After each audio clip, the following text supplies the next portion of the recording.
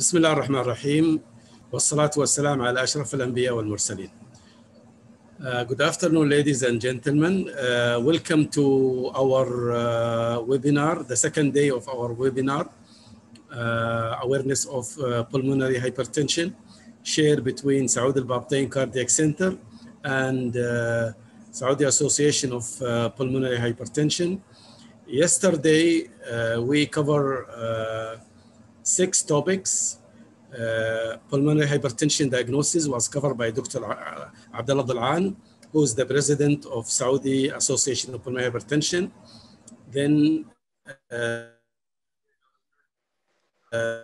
pulmonary hyper by Dr. Hussam Sakija, consultant pulmonologist at King Fahd Medical City in Riyadh. Dr. Majdi Idris. Then the role of echocardiography by Dr. Mustafa Rifai, and role of right heart cath in pulmonary hypertension by Dr. Hisham Hussein. Then management of pulmonary hypertension in pregnancy. Today, again, we have interesting topic.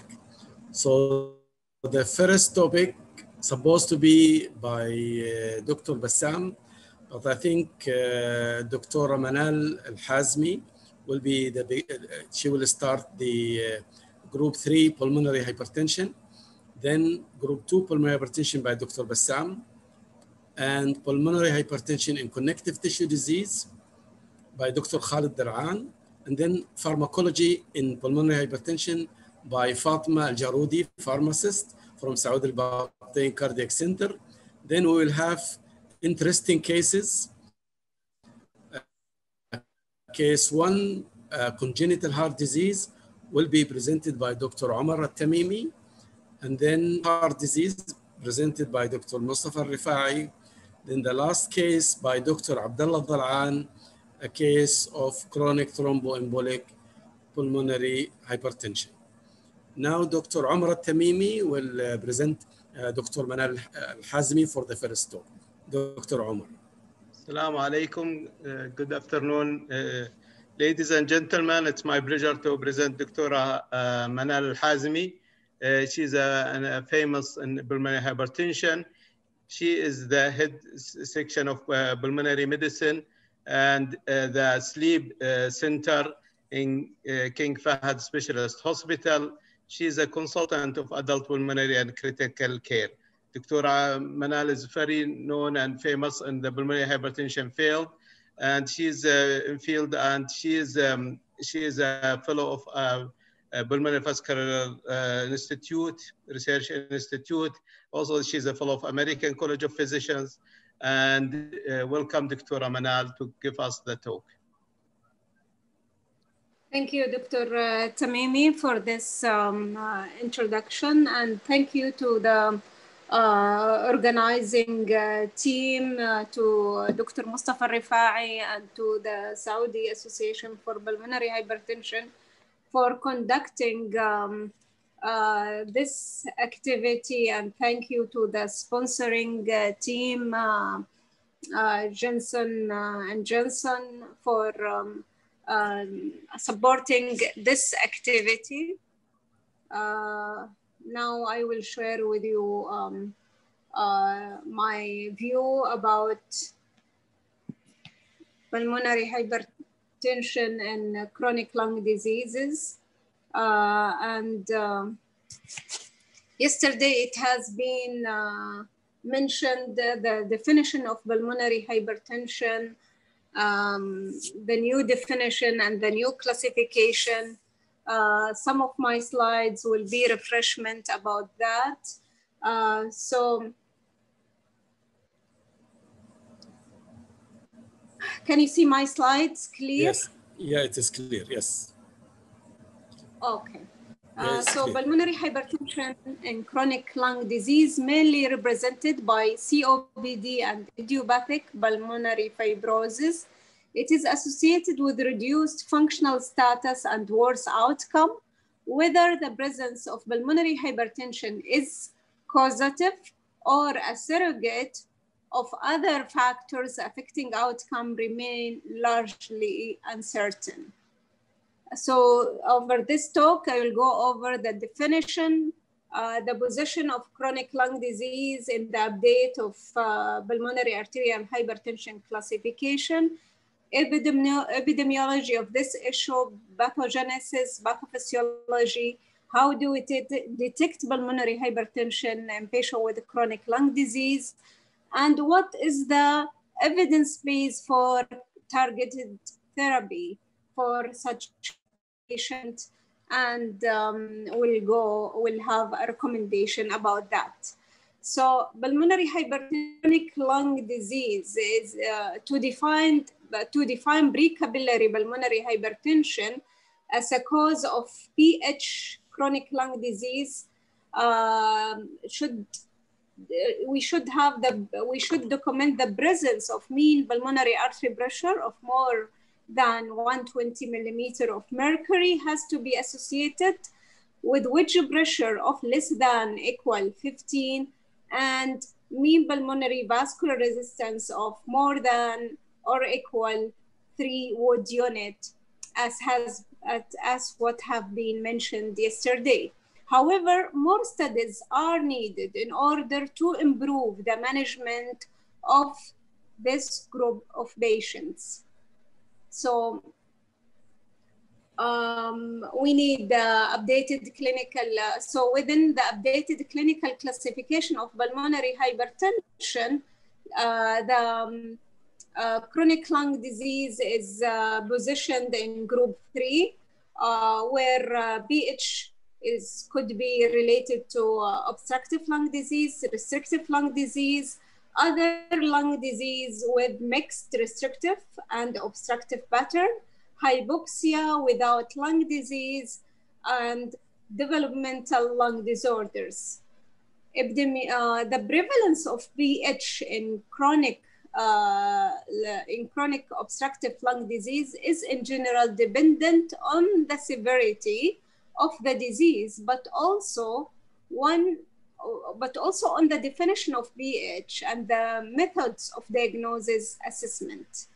There has been several studies have shown that there is specific genetic signature are also linked with the development of PH in COPD, as we have seen from our patient. Not all COPD patients, they do develop pulmonary hypertension that raise the possibility, and some literature shown that there is length of genetic factor.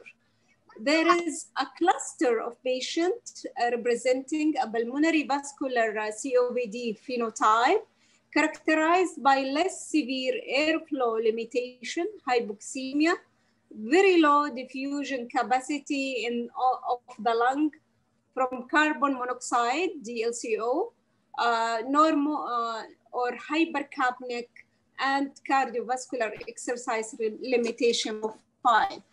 It has also been established that the presence of PH has a stronger association with mortality in COPD than forced expiratory volume in 1 second, in the first second, or gas exchange variables. In addition, an enlarged pulmonary artery diameter, as detected by CT scan,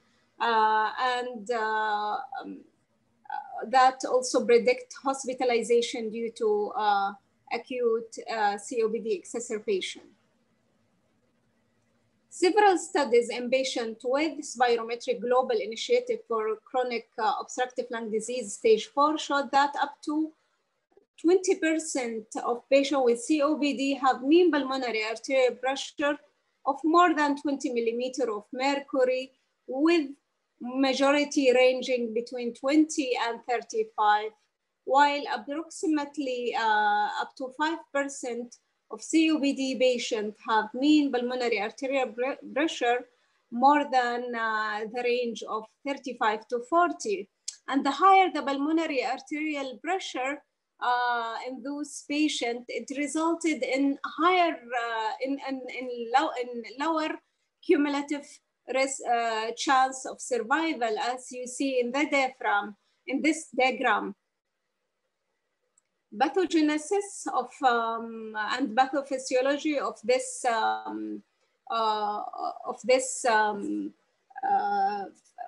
this association is as a result of that COPD is usually involve the presence of inflammation and hypoxemia that with time and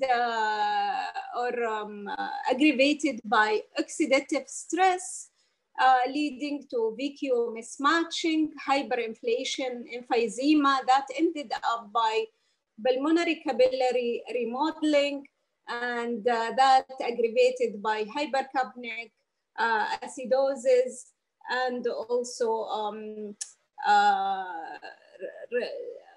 and lack of the relaxation of the pulmonary vascular beds, and that will, with time, will result in changing or vascular lesion in COPD patients that are similar morphologically to those patients with idiopathic pulmonary arterial hypertension. More than that, also, it has been shown that endothelial injury in COPD patients can cause an increase in plasmatic edema concentration, and that has been proven to be associated with lower nitric oxide concentration and consequent increase in vascular tone. Other entity of chronic lung disease is the idiopathic pulmonary fibrosis and other idiopathic interstitial pneumonia. And it has been, several studies have shown that IPF patients might have, sometimes they do have mean pulmonary arterial pressure of more than 25 millimeter of mercury, and that has been reported in up to 15% of patients. And this risk, it does increase with patients with more advanced disease, with interstitial lung disease, up to 50% of patients with advanced interstitial lung disease. Even more further in patients with end-stage lung fibrosis, more than 60% of them, they develop pulmonary PH. One of the longitudinal studies suggested that mean pulmonary arterial pressure increases by around 1.8 millimeter of mercury per year, but rapid progression of PH has also been reported in later stage of with IPF patient. The prognosis of fibrotic idiopathic interstitial pneumonia with PH is worse than patient with idiopathic pulmonary hypertension alone. So the combination of interstitial lung disease and PH is, the prognosis is very dramatic. Also, it has been, PH also, it has been studies in patients with sarcoidosis, and the prevalence with sarcoidosis in the literature also, it depends on the definition and in the methodology and on the advancement of the disease. It was ranging from 6 to 74%, so it's a big range, and that due to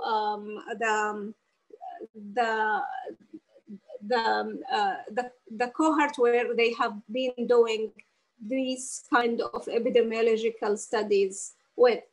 The mechanism underlying PH with sarcoidosis are complex and include several factors. Fibrosis associated remodeling that result in obliteration of pulmonary vessels, extrinsic compression of central pulmonary vessel by lymphadenopathy or mediastinal fibrosis that may occur with sarcoidosis, and also pulmonary veno-occlusive-like lesions in addition to the granulomatous involvement of pulmonary vessels, some also of sarcoidosis, and they do have left ventricular dysfunction and portopulmonary hypertension. So all these complications with sarcoids could result or could be associated with PH in sarcoidosis patients. So how do we detect pulmonary hypertension in patients with chronic lung disease? This diagram has been shown yesterday. So also chronic lung disease, it has a wide range from mild disease to severe disease, and the detection of pulmonary hypertension and the classification of pulmonary hypertension will depend on the physiological severity of the lung disease and the morphological severity.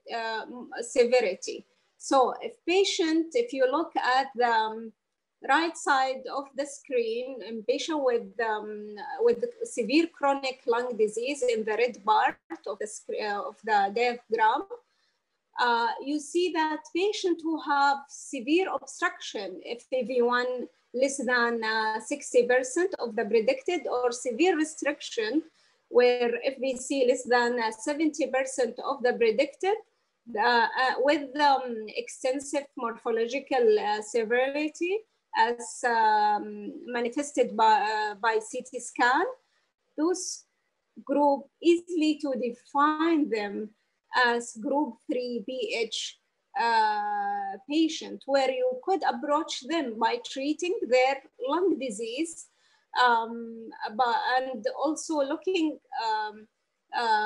managing them case by case. And also it's very important to keep in your mind that this patient, they are not PAH, they are pulmonary hypertension, but they are not have been yet proven that they do benefit from the specific approach for PH. While you see the more difficult part, which is the one in the left side of your screen in the yellow part, patient with mild chronic lung disease, they have good FEV1, they have good FVC, and minimal changes per the CT scan. So this group, if they have milder lung disease, you may consider them as a group 1 pulmonary arterial hypertension, and you may follow the treatment algorithm for PAH, but you have to follow these patients very meticulously and be cautious with them more than those patients with isolated PAH. So how do you favor further patient belong to group 1 or group 3? It's not an easy, really. You have to refer them to a center which can deal with these cases, and to a center which have more experience of these cases. So if you look at this table, you observe the one in the right side, the column in the right side favor the group 3 disease, and the column in the left side favor in the group 1. And that will be depending on the lung function and the changes of the CT scan, the right heart catheterization, and echocardiogram finding, and also looking for ancillary testing, looking for other reasons for pulmonary hypertension, like connective tissue disease, presence of HIV, presence of genetic mutation in these patients, to favor, to try to favor group 1 versus group 3 on these kind of type of patient, because again, it's not an easy, and sometimes it's very gray in these in those patients. You may find yourself in the middle. They are not totally explained by group 3 and not totally explained by group 1, and that make us very restrict about doing the right side cardiac cath in those patients to confirm the diagnosis, and also to consider it's very important to consider the right cardiac cath when there is clinical worsening, progressive exercise limitation, or gas exchanges not yet explained by the lung disease itself, and also to reach accurate diagnosis. So when do we say, when do we adopt the PH definition in patient with chronic lung disease? So we may say this patient have chronic lung disease with PH when the mean pulmonary arterial pressure ranging from more than 21 to 24, and pulmonary vascular resistance more than 3 Wood unit, or mean pulmonary artery pressure 25 to 34. And also you may call them chronic lung disease with severe PH if their mean pulmonary artery pressure more than 35 with more than 25 with low cardiac index less than 2 liters per meter square.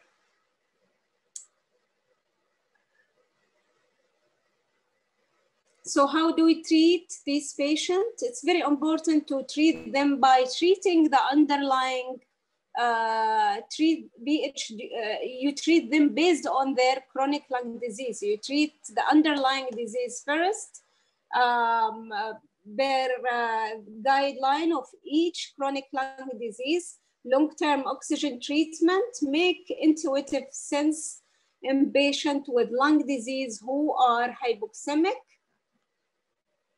In established hypoxemic COPD patient, long-term oxygen therapy for 15 hours per day, it has been shown that it does prevent the progression, the progressive increase in pulmonary arterial pressure.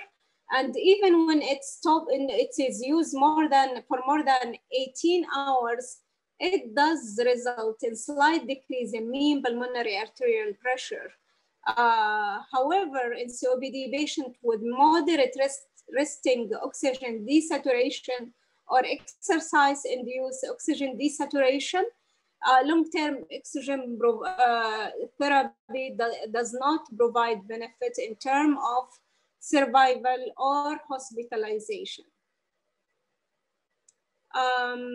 Evidence for appropriate risk-benefit balance of PAH targeted therapy. It has been studies. The specific medication has been studied mainly in patients with COPD and sarcoidosis and some of IPF patients. As you see here, this table show you up to more than 5 clinical trials that have tried to find a benefit for specific pulmonary hypertension medication in patients who have proven pulmonary hypertension per cardiac cath, but none of them has been showed solid evidence that specific medication did result in meaningful benefit from giving them specific targeted medication. Even some of them, there was some worsening and some morbidity when a specific medication has been introduced to them. More recent, in the 2017 5 randomized clinical trial included 128 within the placebo arm and 129 within the specific medication. They try to reduce the symptomatic burden of those patients. And as you've seen here, there is it did not result in, though it did result in good change, some change in 6-minute walk test, but there was there is no significant change in the survival. There was no survival or morbidity benefit. There is preliminary evidence suggests that available vasoactive medication may have a benefit in patients with COPD more than 35. In particular, sildenafil and bosentan has been shown a limited positive effect in hemodynamic measurement that not associated associated with improvement in symptom and quality of life. Therefore, these patients should be a target population for larger prospective studies. This does not preclude COPD patients with lower mean being enrolled in future studies, especially if cardiac index is low or pulmonary vascular resistance is significantly elevated. So still this under study, still there is no clear meaningful benefit. Also in interstitial lung disease, it has been studies and a clinical trial on ampersandtan in patients affected by PH-IPF has been interrupted because of increase in hospitalization and mortality in the treatment arm. The same results were found in a trial on the use of risuguat in patients affected by PH interstitial lung disease. And for single arm, there is also meta-analysis have been has included 4 single arm studies in ILD-BH patient. There was a significant improvement in 6-minute walk test after specific treatment, but in the 2 ILD in a 2 ILD-BH randomized control trial, there was not an improvement in exercise capacity when compared to placebo. Evidence for the benefit effect of long-term oxygen therapy in interstitial lung disease is less clear than in patients with COPD, and there are no studies addressing the impact of long-term oxygen therapy on pH associated with this group of disease. Nintedanib plus sildenafil in patient with idiopathic pulmonary fibrosis also has been studied, but also it did not, though it does resulted in better, in the nintedanib group does resulted in good improvement, but that not shown in the when nintedanib combined with sildenafil, there was even worse outcome on these patients.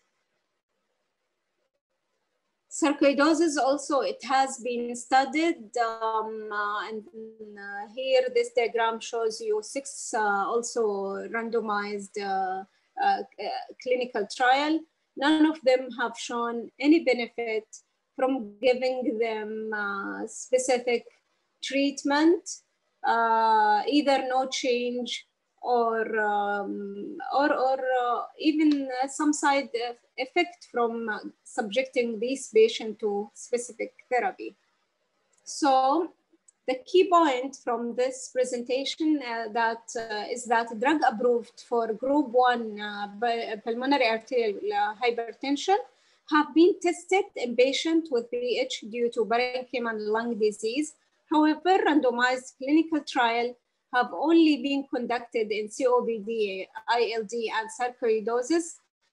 The use of PAH drug in patient in PH chronic lung disease is still being debated. Several studies, both in COPD and IPF patients, reported controversial or negative results. due to the high prevalence of chronic lung disease and increase in mortality and morbidity associated with these disease, the search for biomarker and echocardiographic measurement for non-invasive and early diagnosis, the improvement in functional tests for useful, could be useful for management purpose, and the new clinical trials and to evaluate the improvement in specific imaging tool might be promising starting point and will be highlighted, hopefully highlighted in the future. So thank you for your listening. I'm happy to address your question maybe by the end of the session. Thank you, Manal, and assalamu alaikum, everybody. I'm sorry to join late, but I thought I joined just before the time. Anyhow, thank you. Very comprehensive review of Group 3 pulmonary arterial hypertension. And I think our next speaker, normally we take the result, excuse me, the questions at the end of the session. I think our next speaker should be, Mustafa, you want to say something? Did I miss something? No, I think the second speaker will be Dr. Bassam. Dr. Bassam is a consultant cardiologist at King Fahd Specialist Hospital, Dammam.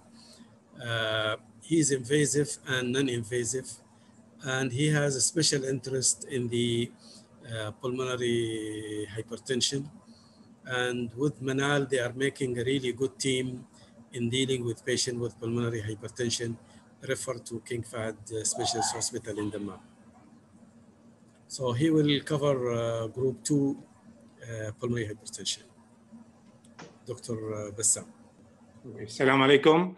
Thank you for the introduction, and it is a great pleasure to be with our colleagues, eminent colleagues from everywhere in the Saudi Arabia, and to get back again, you know, with time. I wasn't aware of advancing the time to 3:30, but being as it may, inshallah, will go on. So my talk today, inshallah, about pulmonary hypertension and left side heart failure, LHD. So pulmonary hypertension in association with left heart disease, or what we call Group 2, or other definition, other name, post-capillary pulmonary hypertension, is a group of diseases that actually comprises the majority of patients with pulmonary hypertension. More than 80% of pulmonary hypertension are Group 2 patients. Most often actually associated with heart failure, and most commonly with heart failure with preserved ejection fraction, way more than heart failure associated with a low ejection fraction. When compared with pulmonary arterial hypertension, patient with PH-LHD, especially heart failure with HFpEF, they are usually older patients, majority female, and there are many comorbidities, as we will see in our case that we'll discuss shortly later. Pulmonary hypertension in left heart disease is usually a marker of more advanced disease and worse exercise tolerance, and more than anything else, it indicates a worse prognosis. And as in the by definition is pulmonary hypertension secondary to left heart disease is defined by, again, mean PA pressure more than 20, mean pulmonary arterial wedge pressure more than 15. However, now we can identify two types of PH-LHD. If it is associated with the DPG less than 7 millimeters of mercury, then we call it isolated IPC-PH. Especially, like, of course, it has to be with the peripheral vascular resistance less than 3 Wood unit. And if it is more than DPG more than 7 and the PVR is more than 3, then we call it combined pulmonary post-capillary pulmonary hypertension. Again, just like any other pulmonary hypertension group, transthoracic echocardiogram is still the primary non-invasive imaging to identify and help also follow up on these patients. A right heart cath is always warranted, especially if there is significant pulmonary hypertension associated with left heart disease, and especially to identify exact hemodynamics and etiology of pulmonary hypertension. So, as we stated earlier, pulmonary hypertension with left heart disease is usually associated with certain category of patients. Usually, especially like HFpEF, they're usually older patients associated with systemic hypertension, associated with other comorbidities like atrial fibrillation, obesity, diabetes, associated coronary artery disease, and elevated BNP level, and so forth. Compared with pulmonary arterial hypertension, usually younger, etc. I think we have discussed all of that quite before. Just to tackle, other pathology besides the HFpEF and HFrEF as etiology of PH-LHD, we can see that there is pulmonary vein stenosis. Okay, look at the diagram.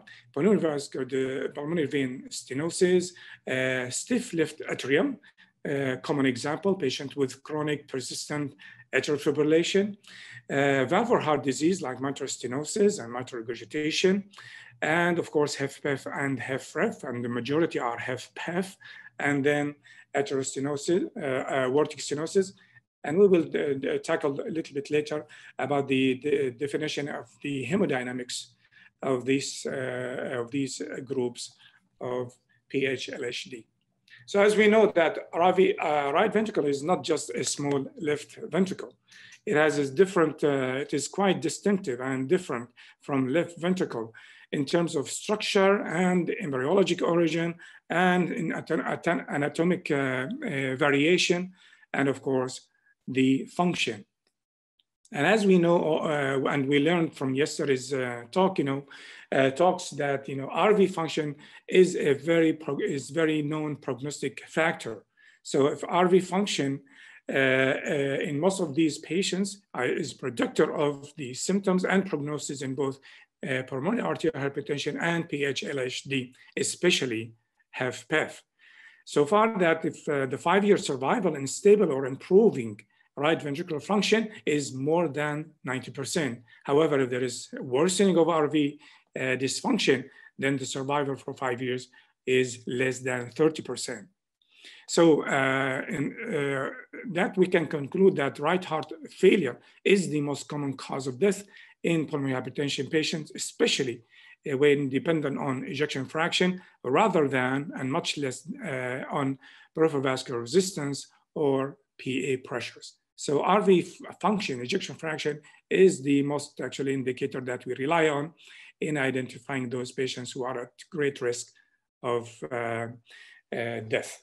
Yet, there is no specific therapy directed or targeting the right ventricle up till now. Pathophysiology of PH-LHD, as we know, we have the passive form, or what we call the isolated postcapillary pulmonary hypertension, IPCPH. That is all because of persistent elevated upstream left ventricular filling pressure, causing pulmonary venous stretching, leading to progressive RV systolic pressure increase to maintain adequate cardiac output. So here we can see that pulmonary hypertension is basically secondary to passive pulmonary venous congestion. However, in the combined postcapillary and precapillary CPC-PH, or what we call the reactive, and due to persistent elevation of elevated left ventricular filling pressure, this will cause on the long term structural and functional pathophysiologic changes in the precapillary vasculature as well, causing more negative remodeling and vasoconstriction, raising the mean pulmonary arterial pressure disproportionately compared to pulmonary capillary wedge pressure, hence what we call the reactive or post-capillary pulmonary hypertension. In terms of etiology, epidemiology, about 6.5 million people in Europe and 5 million in the US are with heart failure. It is expected about 8 million in the year 2030 in the US to have heart failure. So it's a big burden actually on the health system. HFrEF comprises about 60% of patients, 60% of HFrEF patients would find at certain point elevated PA pressure at presentation. And up to 80% of HFpEF would develop pulmonary hypertension at a certain point. And we know that, development of pulmonary hypertension in HFpEF patients indicate worse symptoms, increased mortality, and would most likely, those patients with PH and HFpEF, they would have coexisting pulmonary vascular remodeling and changes, especially pulmonary vascular disease. So classification we touched base on earlier, as we mentioned that PH2 left heart disease is considered class 2 of the PH classification, and as we noticed, we identified as pre-capillary and post-capillary. Just let me get rid of this message if you don't mind. Okay, very good. So as we mentioned, in terms of the hemodynamic changes, we can see that in the isolated post-capillary PH-LHD, we notice that the key factor here is the mean PA pressure, PA wedge pressure is more than 15. However, in the, as we mentioned, to differentiate between isolated and combined post-capillary and pre-capillary, we can notice that the DPG, the historical pressure gradient, is less than 7 millimeters of mercury. However, in the, and of course, the PVR is less or equal to 3 Wood unit. However, in the combined post-capillary, you can see that the DPG is more than 7 and the elevated peripheral vascular resistance to more than 3 Wood unit. As we mentioned earlier, there are some clinical features and echocardiographic feature that, usually patients with the PH-LHD are usually older. They have multiple comorbidities, including atrial fibrillation, obesity, diabetes, associated coronary artery disease, elevated BNP level, and of course, pulmonary congestion and left ventricular hypertrophy and abnormal strain pattern. And by echocardiogram, we will discuss it just shortly. And I think Dr. Rifai actually went in details yesterday in his nice lecture about those findings. But let's discuss it, through our case.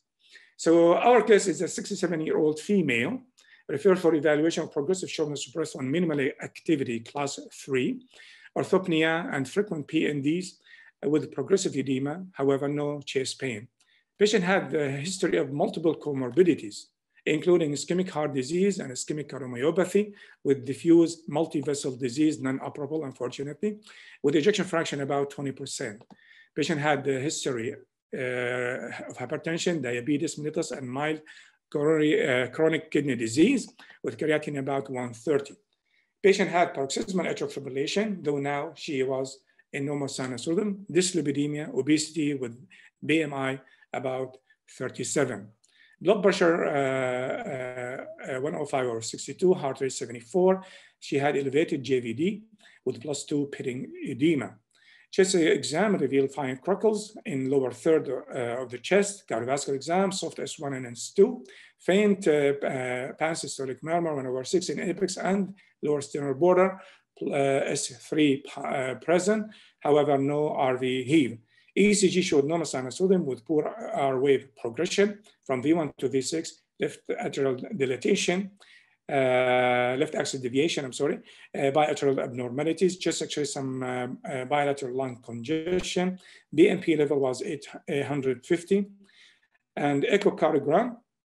And as we can see, if we go through some changes in this particular patients with left heart disease that is a HFrEF patient.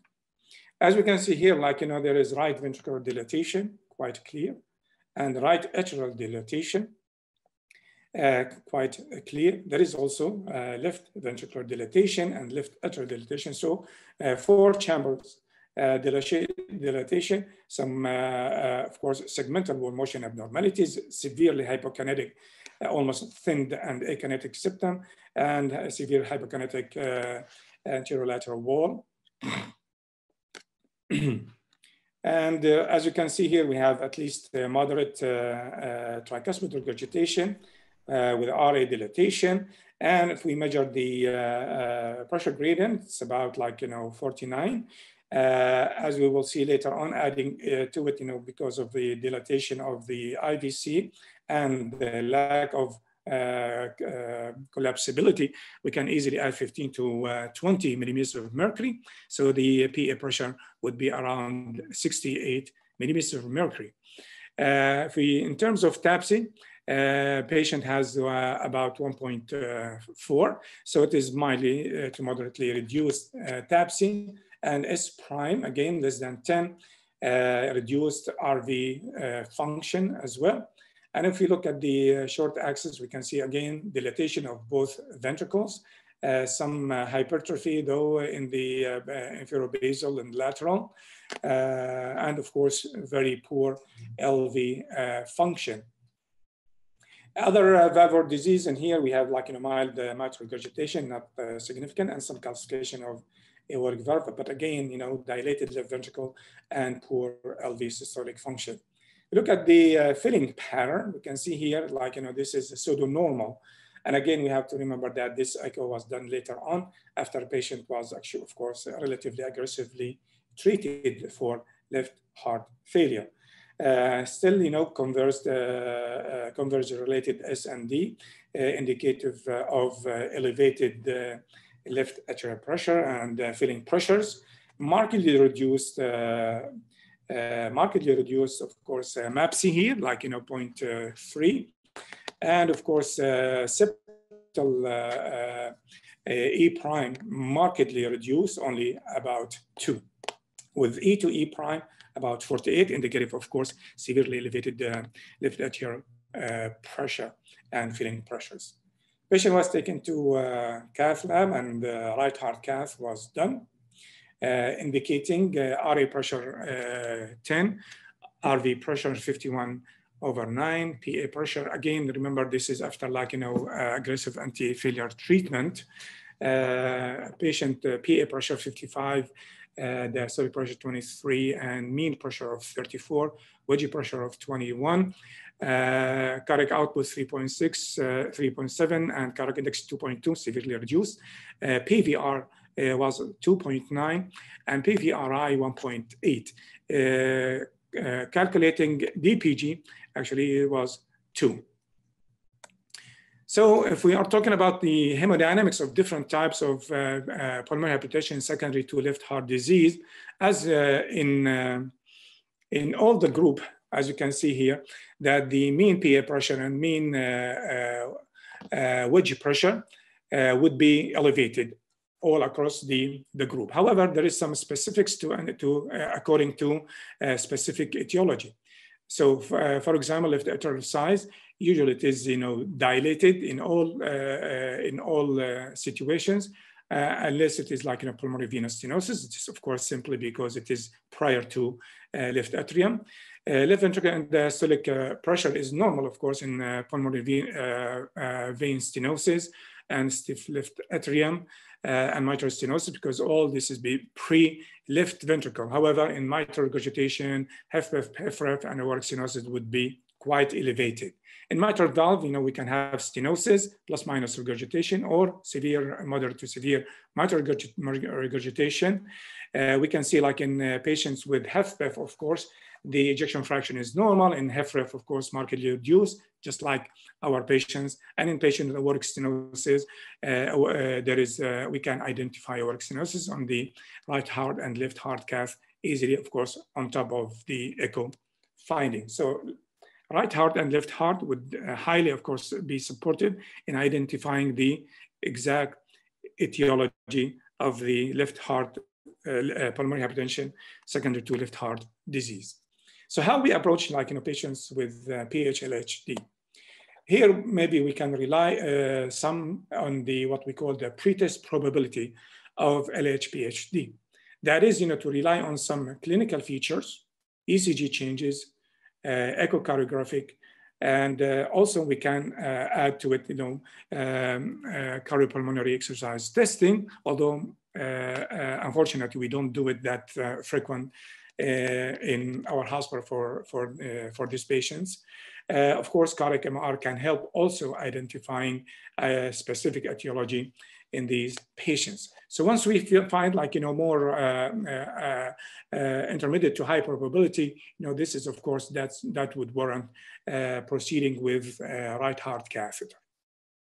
So for example, someone like elderly patients, multiple comorbidities, previous cardiac intervention like our patient, presence of atrial fibrillation, structural left heart disease, left bundle branch block on ECG, abnormal echo findings, etc. That will more actually hedge us towards the left heart disease secondary to pulmonary hypertension secondary to left heart disease, rather than PAH etiology. So the algorithm, of course, we are familiar if we suspect pulmonary hypertension. We get the history, ECG, echo, etc. If we suspect pulmonary arterial hypertension, of course, we go with cardiac cath immediately. If there's a moderate to severe pulmonary hypertension in association with left heart disease, we proceed also with cardiac catheterization. If we confirm PH, then we try to define the underlying hemodynamics. If it is a pure PAH, we go ahead immediately to treatment. If it's a PH-LHD, then we try to identify whether it is isolated or combined post-capillary pulmonary hypertension. Then, according to the finding, we can go to more specific treatment of each category. For example, mitral regurgitation or mitral stenosis, surgical approach. If it is ischemic cardiomyopathy, try to do revascularization, etc. HFrEF, aggressive treatment, as we will see. However, HFrEF will tackle it just in a bit of time. So this is actually the general algorithm according to the guidelines. How we manage the PH-LHD, that's the $1 million question. As we mentioned, the treatment of PH-LHD is the treatment of the underlying disease. So that patient with HFpEF is high emphasis on lowering the filling pressures, because the whole problem is the elevated filling pressures that is reflected on the left atrial pressure and reflected on the pulmonary vasculature, leading to pulmonary hypertension. Blood pressure control and diuretics, key factor. If there is associated atrial fibrillation rate or rhythm control of atrial fibrillation, and of course MRA like spironolactone is an essential also treatment because of some recent study that showed some benefit and improvement of quality of life. In terms of HFrEF, again, I think we are all familiar with the management. Again, the diuresis to lower the LV filling pressures, LA pressure, ACE inhibitor, angiotensin receptor blockers. Of course, now we have the, of course, beta blocker and cardiac resynchronization. And of course, regular exercise training. And of course, now we have the Entresto and the mineralocorticoid receptor antagonists. These are now actually playing a main and integral component of the treatment of patients with left heart disease due to HFrEF. And of course, if all fail, then we proceed with LVD assist device, LVAD and like system, and of course, eventually cardiac transplantation. other etiologies, then it's going to be like, specific treatment, pulmonary venous stenosis, we go with stenting or balloon dilatation. Diuretics, if it is like left atrial stiffness, rhythm control and atrial fibrillation, mitral stenosis, mitral regurgitation, valvuloplasty versus replacement, etc., etc. Some studies, however, this is the conventional kind of approach. However, as in any benefit for the PAH medication in pulmonary hypertension secondary to left heart disease, there were plenty of study actually that addressed this particular issue. For example, epoprostenol, again, not much improvement. There was some improvement of some indices. However, in terms of quality of life or morbidity mortality did not show much improvement in the first study, and there was early termination because of increased mortality in these patients. And PF5 inhibitors, like sildenafil and tadalafil, all actually showed no benefit and no effect on symptoms, etc. Also, like the bosentan and doracentan also showed no effect. So all these actually trials, unfortunately, failed to show like significant improvement in patients with PH second to HFrEF. How about HFpEF? There are quite a few studies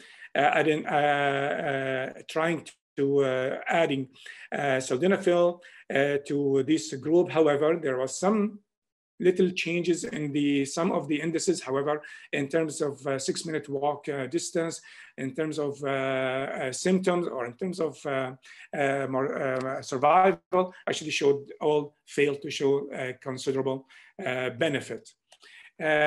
Melody-1, that actually tested macitentan in patients with either a reduced or preserved ejection fraction.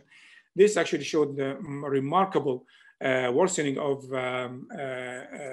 NEHAC class, and also is considerable edema in these patients and fluid retention. So is that all? Shall we just stop there and try nothing? Actually, of course, the scientific study would not start. There is a very recent actually study that tried a relatively new drug that is called vericiguat. So vericiguat was tested in patients with heart failure and reduced ejection fraction. This was published in the New England Journal of Medicine in May 2020. So vericiguat, as we know, this is like vericiguat in patients with heart failure and patients with, of course, pulmonary arterial hypertension. They have some endothelial dysfunction due to oxidative stresses and inflammation, leading to decrease of endothelial NO synthesis level, synthase level. And that will decrease actually NO production, and also decrease the efficacy of soluble guanyl cyclase enzymes. Soluble guanyl cyclase enzyme actually convert GTP to cyclic GMP. Cyclic GMP has, of course, property of vasodilation. And in this situation, in patients with heart failure and pulmonary arterial hypertension, this CGMP actually is deficient due to all of these mechanisms, and that would lead more vascular dysfunction and more negative myocardial remodeling and dysfunction. Vericiguat actually has two properties. One is it increases the sensitivity of soluble guanyl cyclase to nitric oxide. So it becomes more actually susceptible and more activated by NO. And also it has a direct stimulation effect on the soluble guanylyl cyclase, leading to more production of cyclic GMP and more, of course, efficacy in vascular relaxation and positive remodeling on the vasculature and myocytes. So Victoria study addressing a very sequelae in the heart failure with HFrEF, it was tried. This is a phase 3 randomized double-blind placebo study extending from September 25, 2016 to December 2018, studying about 5,000 patients. Usually they were in the class 2, 3, or 4 New York Heart Association classification, and ejection fraction less than 45%. Versiquad was started with smaller dose and titrated up to 10 milligrams a day versus placebo. The primary outcome was composite of death from cardiovascular disease cause or first hospitalization from heart failure. As we can see that, there was some group and specification until they divided into 2 groups, about 2,500 each. Again, the starting dose, 2.5, and then increase up to 10 over 2 weeks period, and follow up. Interestingly, this is actually among the first study that showed some survival benefit of PH, of course, drug in patient with HFrEF.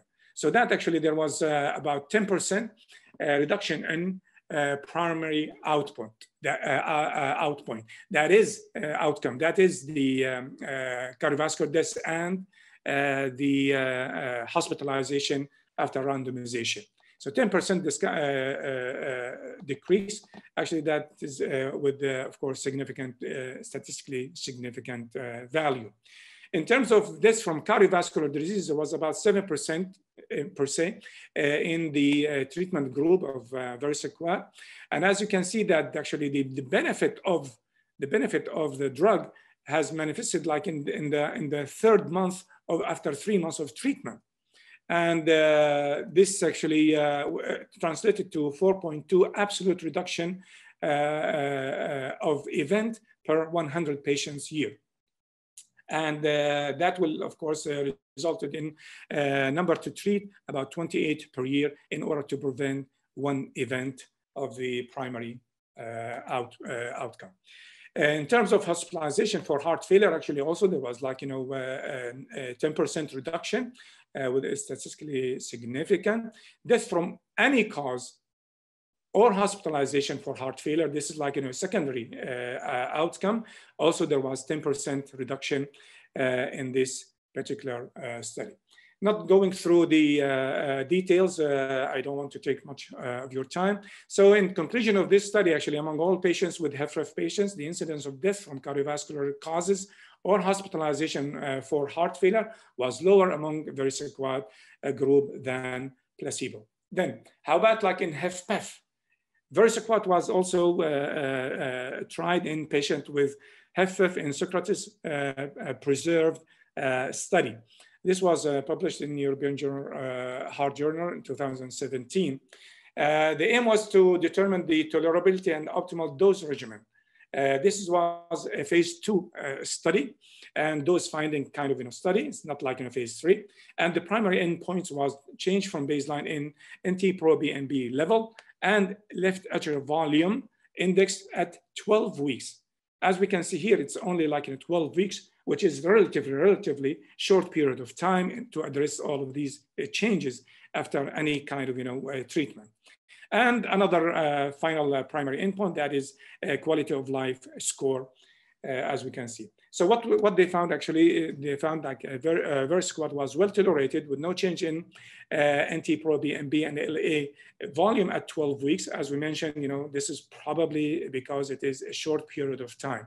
However, there was a significant improvement in the quality of life in this study. So improvement of quality of life may indicate actually the need for further study in the future for possibly with higher doses or different doses and long follow-up maybe, and of course, additional endpoints in general. There are quite a few studies that planned and ongoing trials for PH-LHD. As we can see here, we're waiting for it in a couple of years, hopefully to shed some light on the benefit of PH-like treatment in these patients with HFrEF and HFpEF. So in summary, PH-LHD is the most common type of pulmonary hypertension, comprising about 80%.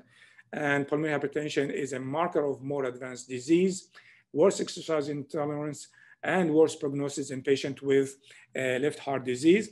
In contrast to pulmonary arterial hypertension, IPC, PH, CPC, PH can be classified to isolated or combined. Workup should identify underlying severity of pulmonary hypertension and hemodynamic constellation based on pretest probability and exact mechanism of left heart disease by right heart and left heart catheterization. And the management of PH-LHD is still to treat the underlying left heart disease optimally. So drugs and or intervention or surgical intervention. And there is, of course, would be potential benefit of new drugs like Versequat. The future will show us. Pulmonary arterial hypertension specific therapy is contraindicated for the time being in patients with pulmonary hypertension secondary to left heart disease, according to current guidelines. Thank you so much, and appreciate for your listening, and inshallah we'll address those questions at the end of the session. Thank you very much, Dr. Bassam. Excellent review for Group 2 pulmonary hypertension. Now, I think Dr. Khalid Daraan, he is a consultant rheumatologist at King Fahd Hospital. He will talk about pulmonary hypertension related to connective tissue disease. Dr. Khalid. Assalamu alaikum wa rahmatullahi wa barakatuh. Jazakumullah khair jami'an. First of all, I would like to thank the staff and also the organizing committee for giving me this opportunity. Today, we are going to talk about the pulmonary arterial hypertension and connective tissue disease. So these are my disclosure. And for the next 20 minutes, I'm going to talk about the definition, first of all, then we'll pass by epidemiology, pathophysiology, and some clinical manifestation, then challenging a diagnosis, and then we'll touch bases on treatment. So the definition of the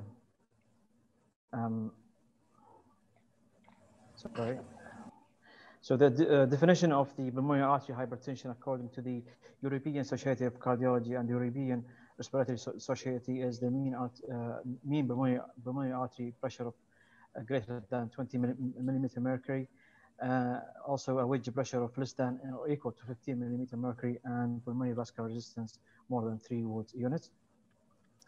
The prevalence of pulmonary arterial hypertension and connective tissue disease is highly variable. And one of the important reasons is that there is a deficient in the epidemiological data regarding that. And also the other factor is the way of assessing pulmonary artery pressure, and the availability of diagnostic tests like echo or right side heart cath. And of course, there's a potential bias in those population as a connective tissue disease patients.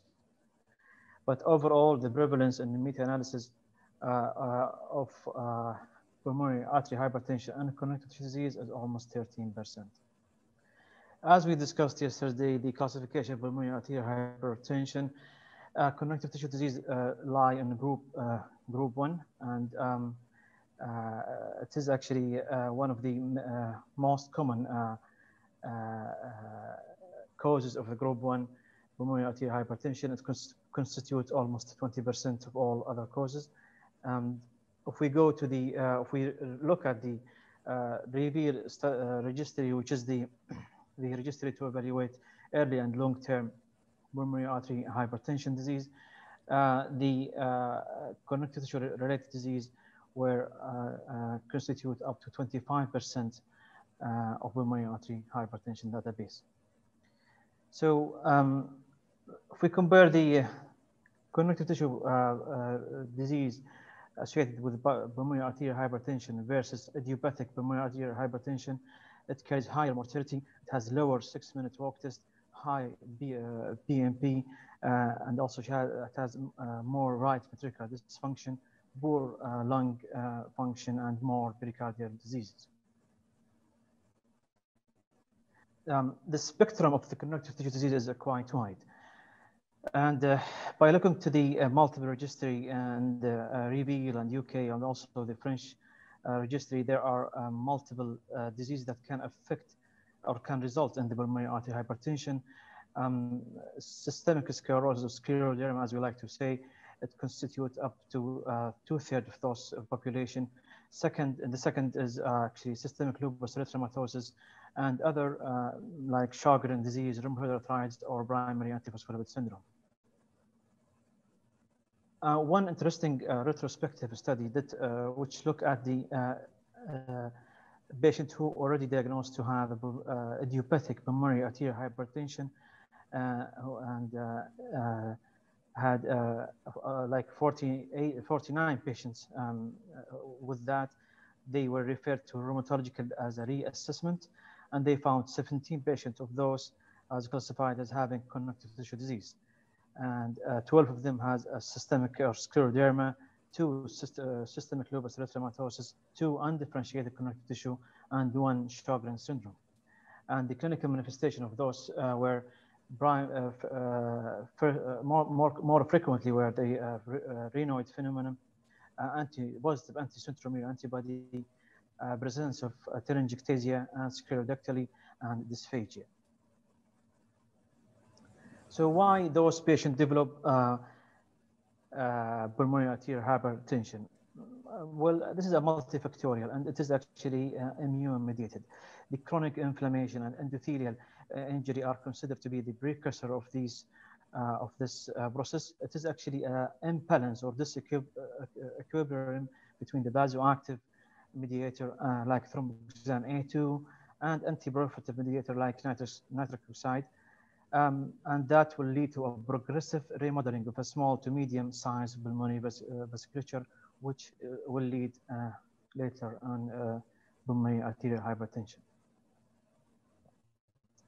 So the risk factor for developing pulmonary hypertension and systemic sclerosis, first of all, we have to know that the limited scleroderma, they have more risk than diffuse scleroderma. Late age of onset, long standing of disease, rhinoid, telangiectasia, serology like positive anti-centromere antibody, in particular positive anti-RMP antibody, and negative anti-CL70. Forced vital capacity to diffuse lung CO percent is more than 1.6, and this DLCO is less than 55 predictor, and also high BMP. And this retrospective study, this cohort study, which is a prospective long-term cohort, it showed that the risk factor of developing pulmonary hypertension in patients with systemic sclerosis, including pulmonary artery pressure is more than 40 in the echo, DCLO less than 55, forced vital capacity to DCLO more than 1.6, and exercise-induced hypoxemia. And we can find that at the time to develop pulmonary hypertension is up to 10 years, at 2 years, 13% at 3 years, and 25% at 5 years.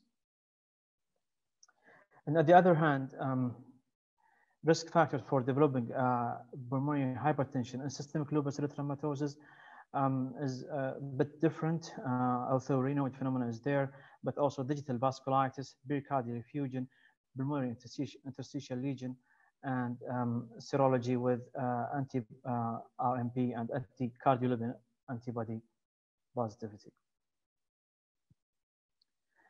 So if we go to the clinical manifestation of pulmonary hypertension in those population, the first and the foremost is the exertional dyspnea. However, dyspnea per se is non-specific, and also it can be seconded to different other causes in those population, like musculoskeletal, anemia, interstitial lung disease, for instance, or even thrombosis or pulmonary embolism, because they are prone to have thrombosis.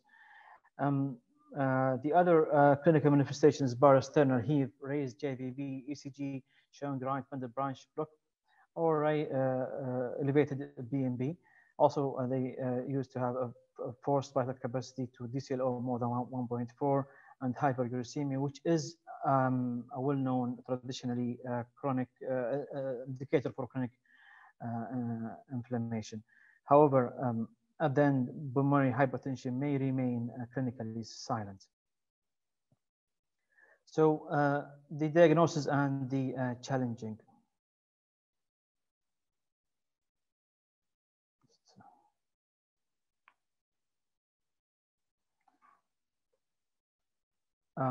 So the first thing is there is non-specific presentation of this population. I mean, like fatigue or exercise intolerance, dyspnea, which, as I mentioned previously, it can be seconded to multiple other causes other than pulmonary hypertension.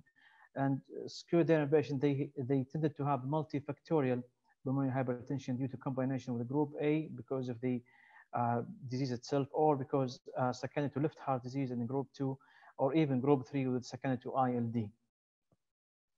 The other challenging is the coexisting with pulmonary veno-occlusive disease, which, as been mentioned yesterday by Dr. Dalan, it has a similar but more of acute and actually acute clinical presentation and with poor prognosis.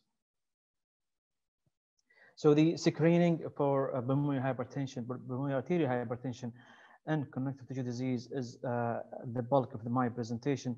And before that, we just have to look to the survival of those population upon diagnosis from isolated systemic sclerosis.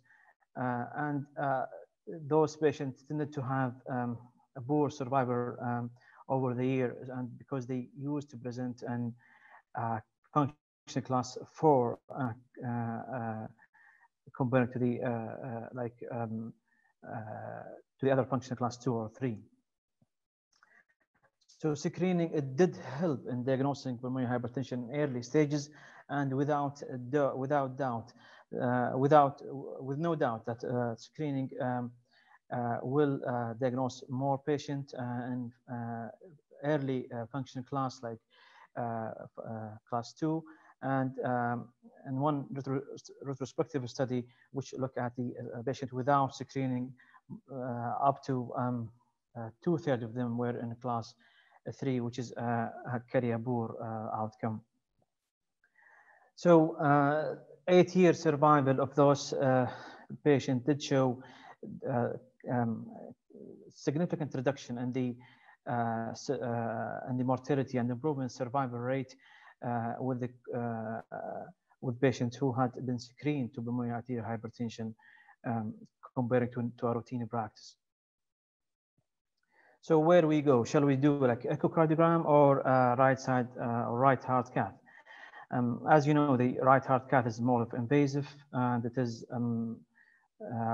costly, and it might not be available everywhere. On the other hand, echo is widely available, cheap relatively, and widely available, and also, but the thing that it is actually operator dependent, and it measures the pulmonary artery pressure indirectly, and it is not a diagnostic test, of course. So the 2015 European Society of Cardiology and European Respiratory Society guideline for diagnosis of pulmonary and treatment for pulmonary hypertension, which was actually yesterday's discussion. I'm not going to look to go over all of these, but once patient has symptom and sign suggestive of pulmonary hypertension, echocardiogram should be done, and according to the stratification and low, mid, intermediate, or high, by measuring the tricuspid regurgitation velocity, patient will be decided to go either to right heart cath or not. On the other hand, the detect algorithm, which is developed following a 2014 study, a cross-sectional study, prospective international multi-center. It is actually this study was designed to a patient who has systemic sclerosis and fulfilled the ACR, American College of Rheumatology classification criteria of more than 3 years following the first non-rhinoid symptom, and they involved only patients with DLCO less than 60%. So detect algorithm, it is actually a combination of clinical lab and also ECG along with a pulmonary function test finding, and it is available as an online calculator. It is a two-step decision.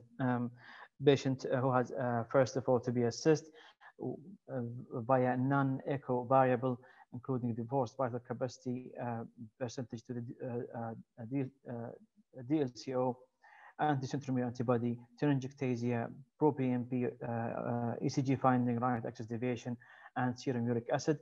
Once patient has a total risk of more than 300, then echocardiogram to look at the right atrium area plus the tricuspid regurgitation velocity. And if the patient score more than 35, then the right heart patient should be referred to a right heart catheterization. So if we compare both ERS guideline along with detect algorithm, we can find that the right heart cath referral was higher in detect algorithm, 62% compared to 40%, and the missed pulmonary arterial high pressure was 4% only in detect algorithm compared to 29%, and the overall sensitivity were 96 to 71 respectively, and specificity was 48 to 69. Overall,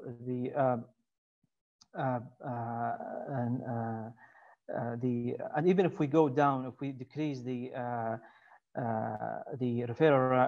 referral for the right heart cath and detect algorithm to 40%, still the missed pulmonary arterial hypertension were 15% comparing to 29% in the guideline.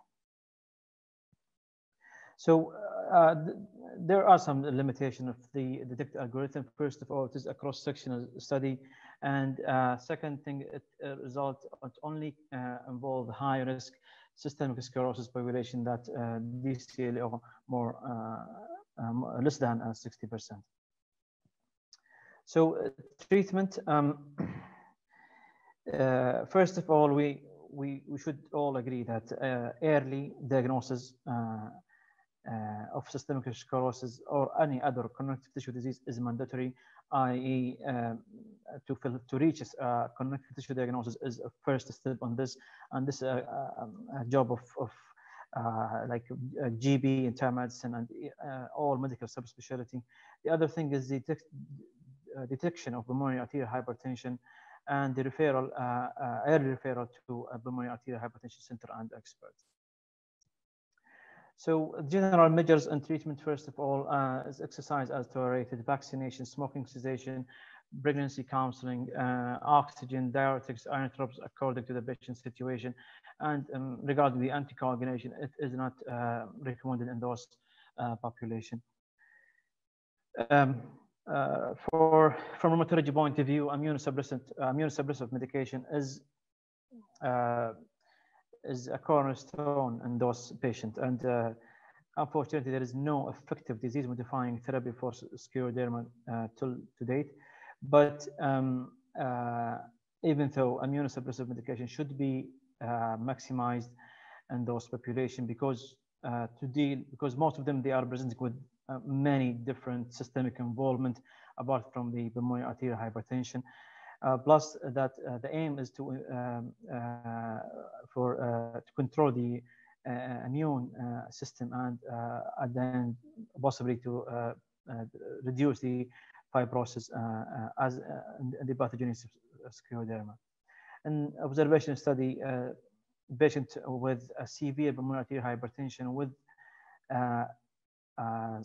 connective tissue disease, in particular SLE and mixed connective tissue disease, have a dramatically improvement and corticosteroid with corticosteroid and with immunosuppressive, namely cyclophosphamide.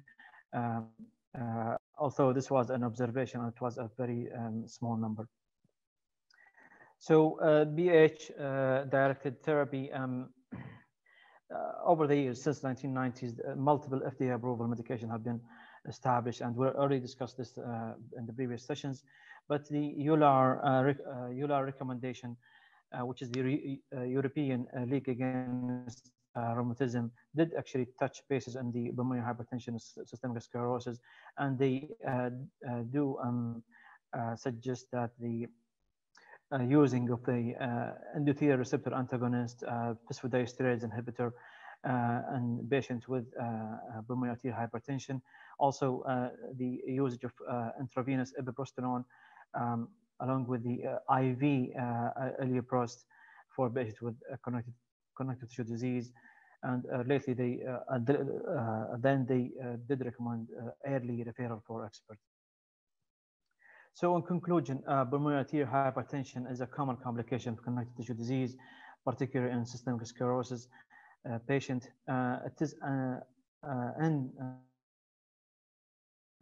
among those population. It carries significant worse prognosis compared to other forms of pulmonary arterial hypertension. Early detection is a life-saving, and teamwork from different subspecialties. Treatment of connective tissue disease, pulmonary arterial hypertension, should follow the same treatment of algorithm of idiopathic pulmonary arterial hypertension. Immunosuppressive medication can improve the pulmonary arterial hypertension in lupus and mixed connective tissue disease. BH-specific therapy should only be administered by a clinician with expertise in evaluation and management. So thank you very much. Thank you very much, Dr. Khalid, for this excellent review. Now I think we have 20 minutes for question and answers for the group. So maybe Dr. Abdullah, you want to start the session of Q&A? Yeah, shukran Mustafa, shukran Dr. Khalid, and shukran Manal, and shukran Bassam. It was really very, very good, comprehensive talks. And while waiting for questions, I might ask Dr. Khalid, since you are the last speaker, you were the last speaker. How often you see these patients in your institution? I know I had some patients from Manal some time ago, but how often you start seeing this, and are you doing screening for your scleroderma patients? Well, thank you, Dr. Abdullah. Well, first, systemic sclerosis or scleroderma is particularly rare disease compared to the other connective tissue disease. Also, we have like 20 patients almost, and we work in collaboration with pulmonary terminal regarding those patients. We used to do, as recommended before, echocardiogram on an annual basis, but interstitial lung disease is also another issue that we are facing with them. So yes, we see interstitial disease more. Our patients, they have more interstitial disease. We do screen them every 6 to 12 months. Okay, because you know, sometimes I'm trying to fill the time until we get some questions. I think we have already a few questions. Yes. We have 5 questions. I think question number 1. Yes, obstructive sleep apnea and severe pulmonary hypertension. Do we have to do right heart cath for all these patients? Manal, please. Yeah, so we know that obstructive sleep apnea, it have different range, mild, moderate, severe. So if the patient mild, moderate to severe, we have to initiate the measures for obstructive sleep apnea, which is the non-invasive ventilation, the lifestyle modification, and addressing the other risk factor, which are the uncontrolled hypertension, metabolic syndrome. Treat all these first. For patients with mild obstructive sleep apnea, if the symptoms are more into suspicious, more toward or not explained by the by the obstructive sleep apnea, I would look for for other factors, uncontrolled hypertension, cardiac disease. Then if I don't have explanation, I would think and consider right side cardiac cath. But mainly we treat them with non-invasive ventilation, controlled blood pressure, metabolic syndrome, and diabetes, and also rule out left side cardiac disease in these patients. Thank you, Manal. I think next question will be for Bassam. Thank you, Bassam. It was really a very comprehensive talk when you gave. Do we still use a DPG to diagnose patients with isolated post-capillary pulmonary hypertension? Yeah, in the last few years, we used to rely on a transpulmonary gradient, DPG. But now more and more the guidelines actually hinting on and addressing and emphasizing the DPG rather than the TPG. Yes, we do. Actually, of course, it is just numbers and difference. We do both. But now, according to the classification, we rely on DPG rather than TPG as in the past. Question. I think the last question is about portopulmonary, hepatopulmonary. I think he means portopulmonary hypertension. Do you treat it with the drugs or by dual lung and liver transplant? I think I will take this question. Portopulmonary hypertension is obviously, as you know, it's a pulmonary arterial hypertension type that is associated with portal system hypertension or chronic liver diseases or bilharzia portal, portal fibrosis, and all these things. I think the trick here is for diagnosis, very important, because when you do right heart cath, there's an extra step that you do for these patients. Basically, the gradient, the transhepatic gradient. So if the transhepatic gradient is more than 5 and you have a PAH numbers, then this is a portopulmonary hypertension. And it is not absolute contraindication for liver transplantation. Once you have a patient with mean pulmonary artery pressure less than 35, this patient can actually undergo liver transplant, and they normally normalize to a great extent their pulmonary hypertension down the road. If the mean pulmonary artery pressure more than 50, this is actually absolute contraindication for liver transplant. And yes, liver and lung transplant is the way to go. Now, if it's in between 35 and 50 millimeter mercury, you start these patients on medications. And macitentan has been shown lately by the Portico study is actually effective. You can also start combination therapy, the PD-5 inhibitors plus macitentan. And if you bring and you check the mean pulmonary artery pressure in 6 months later, like you do right heart cath 6 months later, if you brought up the mean pulmonary artery pressure less than 35, patient can go for liver transplant while the medication are actually on board. And then, down the road after the liver transplant, 6 months later or so, once the patient, new liver is fine, you can check your pulmonary hemodynamics again. And in a good number of times, you actually can withdraw medications, not all of them, actually maybe one of them. So that's a summary of the approach of portopulmonary hypertension. So I want to ask one question. In case of advanced pulmonary hypertension with failure of all medical therapy, maybe for chronic lung disease, COPD or interstitial lung fibrosis, any role for initially mechanical support like ECMO and then lung transplant? The indication for lung transplant and the experience here mainly in King Faisal Specialist Hospital for these type of cases. You want me to take that, Manal? Okay, so for pulmonary hypertension, indication obviously nowadays are much less than used to be in the past with the availability of the medications. So you only transfer patient for transplant workup when you put the patient on IV prostacyclines, because by then you reach a triple combination therapy and you give the patient the benefit of the medication. It's always better, as a general rule, patient lives with their native lungs than with transplanted lungs. And good number of patients, they actually lived much longer on IV prostacyclines.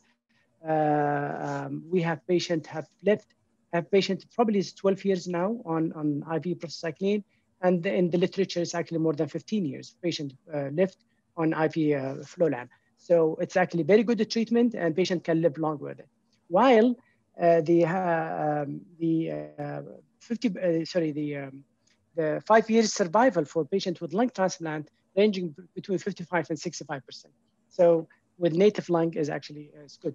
Now, if the patient fails the IV prostacyclines with combination therapy, or did not actually respond like PVOD patients, like what Dr. Khalid just mentioned, and either primary or secondary to other reasons, these patients should go for lung transplant. Now, lung transplant, pulmonary hypertension, arterial hypertension, as indication for lung transplant is the worst outcome compared to other indications.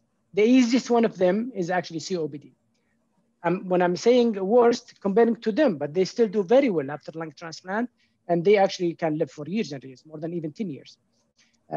But it's very challenging and very difficult, the perioperative time when the patient has a new lung with very dilated RV, and the hemodynamics challenging management at that time is very critical.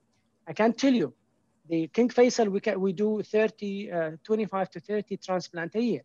The most difficult part of this is actually when those are done for pulmonary hypertension indications. Unfortunately, we lost 2 patients. We lost 1 patient, and the other patient had some other complication. And that patient, I think from you, Manal, or from somebody in the Western province, that patient was a severe scleroderma patient with very advanced pulmonary hypertension, who failed all the medication. And then she ended up having a lung transplant, obviously. But during the first 48 hours after transplant, with the very dilated RV and very low pressures there and very reduced function, the fluid management, the hemodynamic management has been very challenging. And that patient had some hypotension episode afterwards, and she was given vasopressors. And because she has a significant, underlying scleroderma with Raynaud's phenomenon and many other things, she ended up having ischemic changes in her extremities. She stayed for a couple of months, and unfortunately she died. So for your to make your question answered shortly, lung transplant for pulmonary hypertension is obviously should be done only after starting these patients on the most definitive treatment, which is the IV prostacyclines. And if the patient is actually going for lung transplant, it has to be done in a center where they can actually manage the transplant and the pulmonary hypertension with also some intensive care experienced people how to deal with these patients.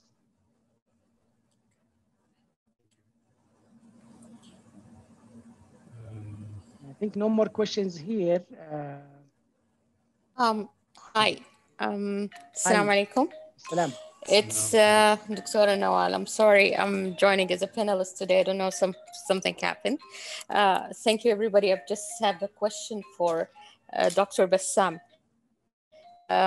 During your review about the very SIGWAT study, was this drug tested on the group of mitral regurgitation patients? I would. The criteria is for the entry criteria for this study was any kind of HFrEF patients, okay, with the class 2, 3, and 4. So any is along the board with all kind of different etiologies. They did not specify any particular etiology, so it is all so. I don't have the exact numbers, how many patients, like they have MR or some other, specific etiology. But this is study across the board, any patients with HFrEF for whatever, underlying mechanism with class 2, 3, 4 and ejection fraction less than 45. These are the main criteria for entry and tested this very squad. Thank you. Thank you. I appreciate it. I would be very careful with you know, I know the study was positive. It was marginally positive, in fact. I know the primary endpoint was met, but you know, vasodilator therapy and HFrEF or HFpEF yet to be really proven with multiple studies because they can be also detrimental. So one should really be careful when we, yes, absolutely. But at least, compared with all the tens of studies so far, addressing even fine, subtle parameters like BNB and whatever, exercise, walking, etc., symptoms or quality of life. This is the first one that actually showed such a promise, actually future promising, drug. And of course, we have to remember that vericiguat was added on top of optimal medical treatment for all of these patients compared with the group. Also the placebo, also optimal, etc. So this is an added, and actually about 40% of these patients were on Entresto. Okay, so that we know, and about I think 15% they had even CRTD devices, so this is a very well controlled, managed heart failure patients. Yet adding this showed some promise, in the future. Okay, Mustafa. I think thank you very much. We have really excellent session. We will have a break for 10 minutes or 15 minutes. Maybe 15 will be by 5:30. 5:30? Yeah. Yes. Okay. Thank you very much. Thank you so much, everyone. Okay, I think welcome to the second session of this webinar. And our speaker will be Fatma Al-Jarudi. Fatma, she is a clinical pharmacist at Saoud Al-Babtain Cardiac Center. She's really interested in the clinical pharmacy in cardiology in our cardiac center. She has a great interest, especially in pulmonary hypertension cases. And she will talk about the pharmacotherapy in pulmonary hypertension. Fatima, you can start.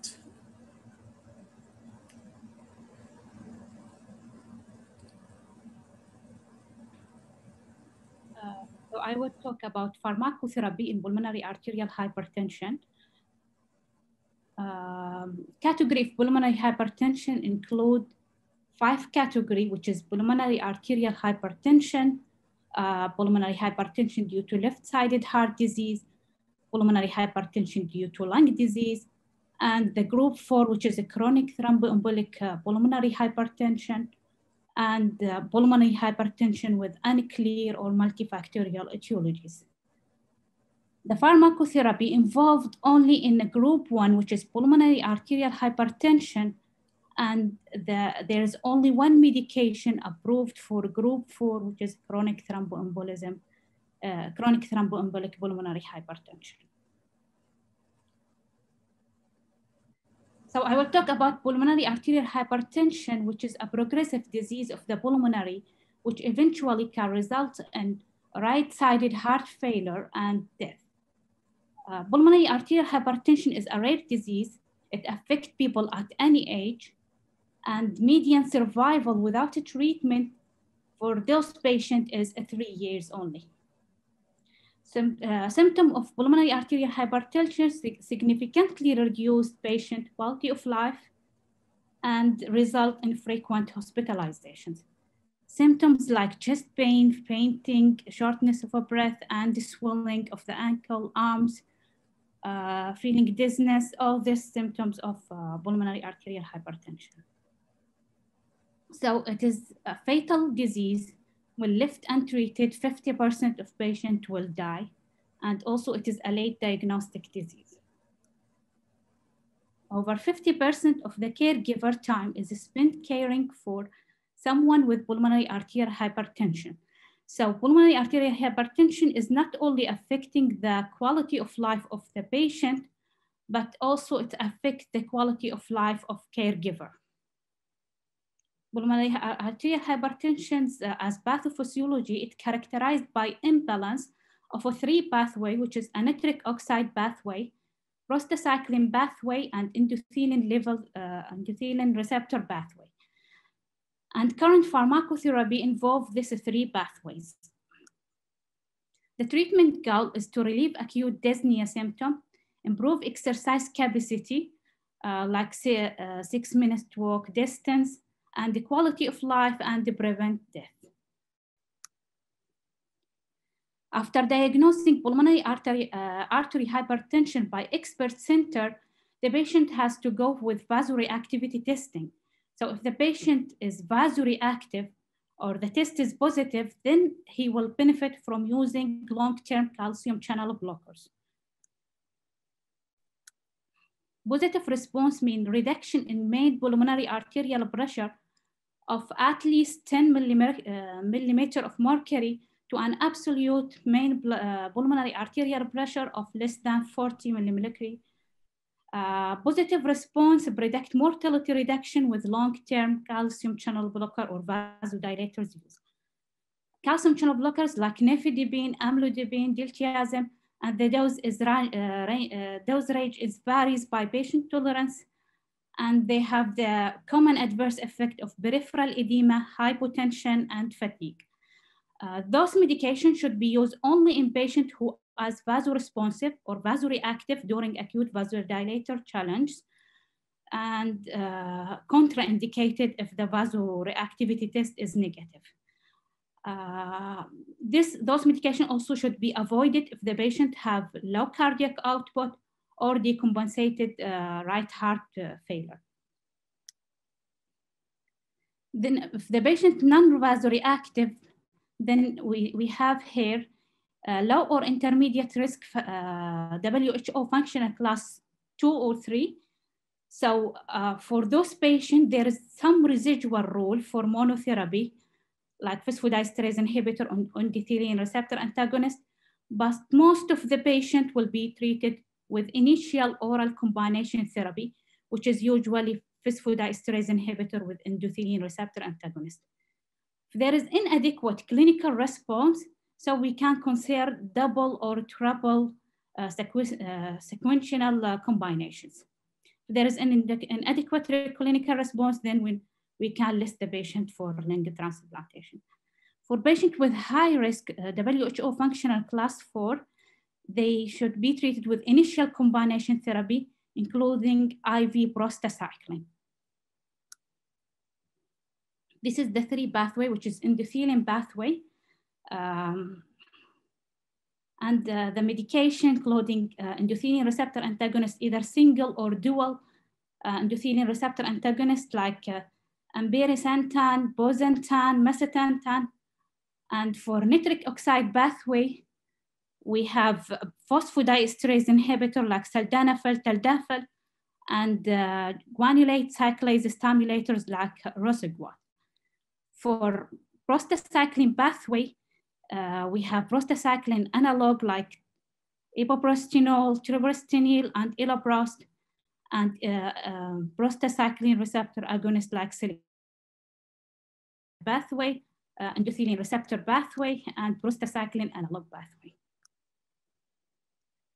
Combination therapy, the patient who will go with combination therapy should take from different pathological process or use from separate pathway like phosphodiesterase inhibitor with endothelin receptor antagonist.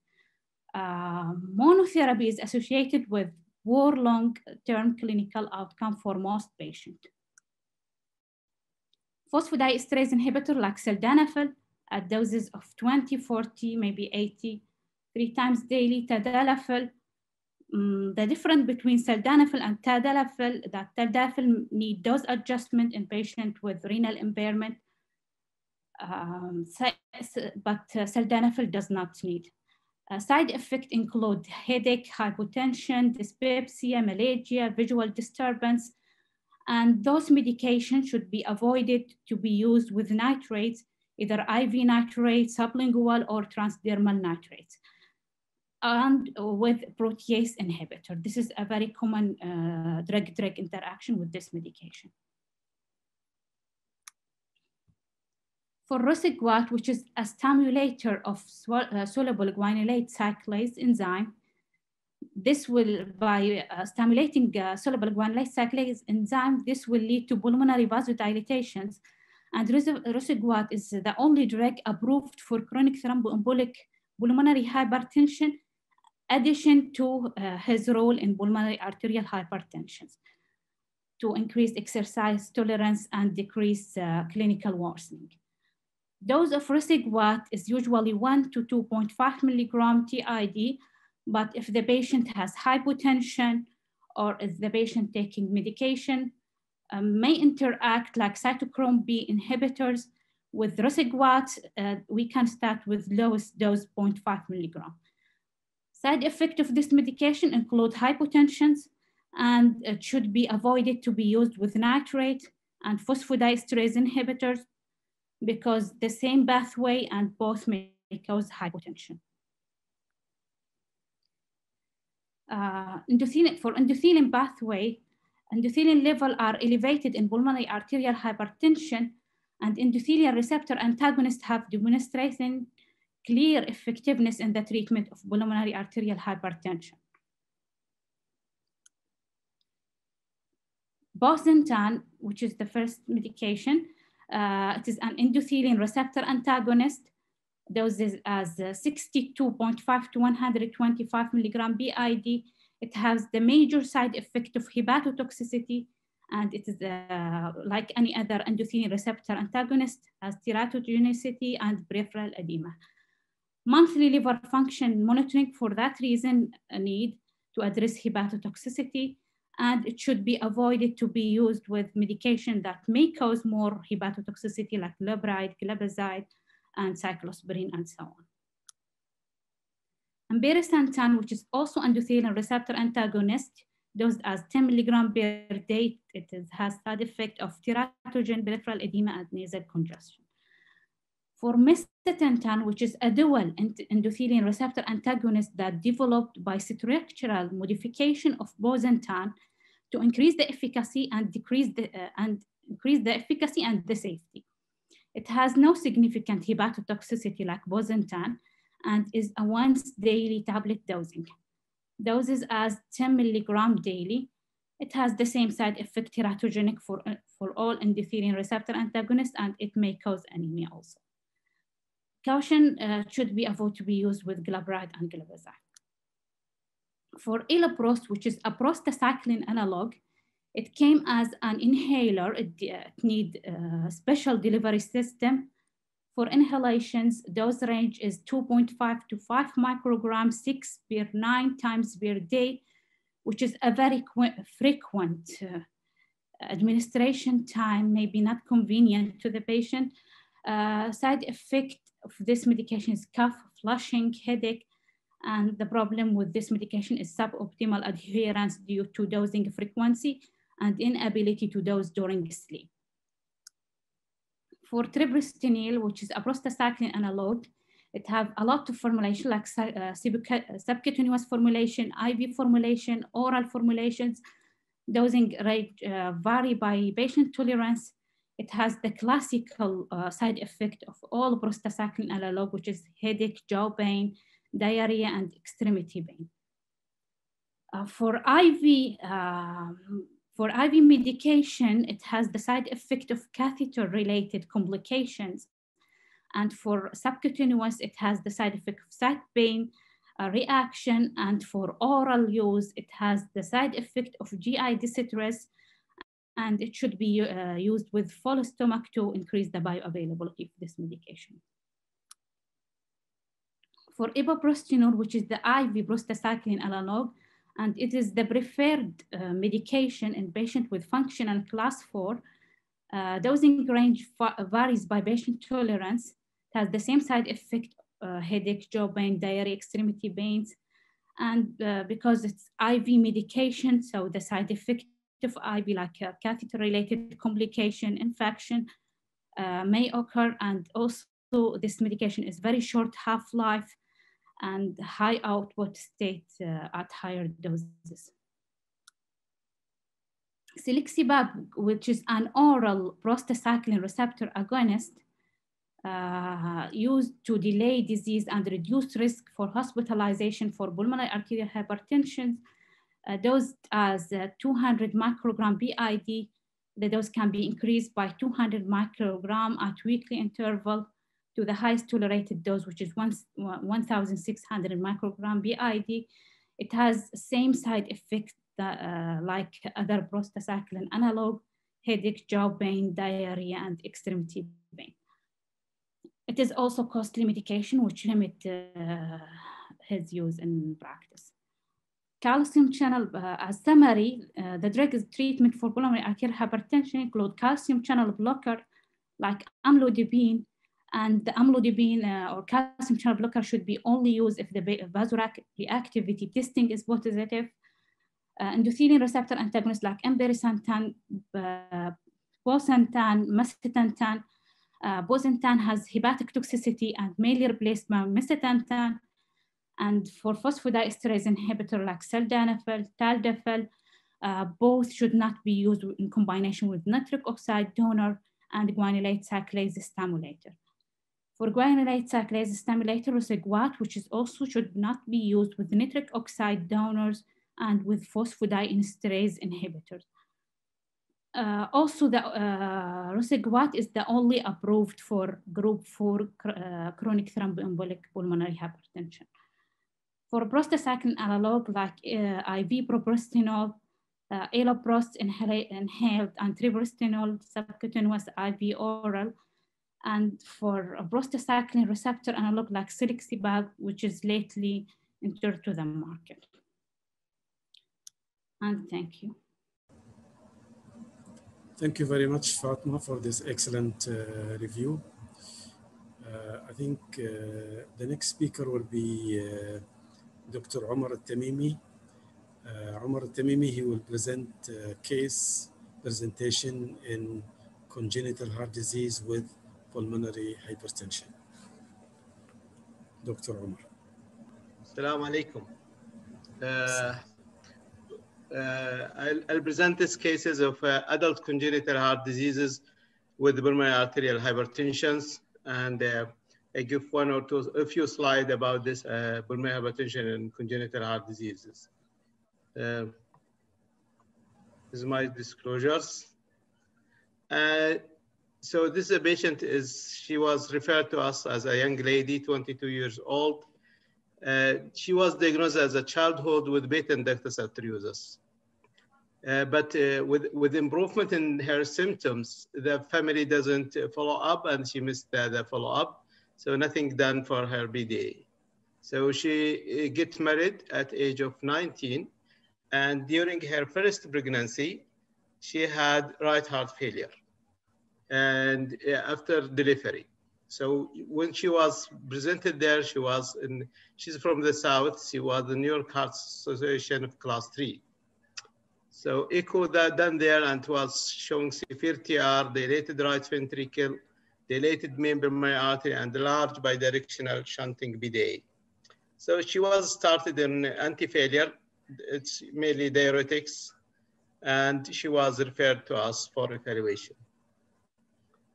Blood workup was done, and all the workup was negative. Lung scan was negative, and she has no risk of schistosomiasis or HIV. If you see, this is her echo that time at the referral to us. She has dilated right side, severe TR. And you can see this is a modified view showing this is the BDA. This is almost big BDA bidirectional flow. So, and this is the TR, sorry. And this is the TR, and that time the TR is 120. So she is having severe pulmonary hypertension, bidirectional flow in her BDA, a huge dilated main pulmonary artery. So this is her echo, initial echo parameter, left ventricle internal diameters. That time it was normal. So we decided to start her in sildenafil. So we start her in sildenafil and we keep following her up. And later on, we noticed that the flow in the BDA was pure left to right, and she started dilating her left ventricle. So the left ventricle become volume loaded. And this is the internal diameter in the systole. So she progressed with time. And the last, I will show you, this is the last echo, that it is TAPC was 2.1 and TR was 35/45 and BR is 23. This is the last echo for her. So what will happen, this is her BMB when she is presenting to us is 140. And after 3 years, it's becoming 28. Then after that, it's come down. So what we did, initially we did a baseline catheter, and the baseline catheter, it's her BPR is 24, and SVR is 20, this index resistant is 27. So almost she's near to be a Zeminger, because almost she is reaching her BPR is equal to her SVR, and the mean BA pressure that time was 92. After we started her in sildenafil, and we thought that she's going to be a Zeminger case, the patient changed her hemodynamics, and she dropped her BA pressure to mean of 44, and the pulmonary vascular resistant was 2.8, and the SVR is 17.3.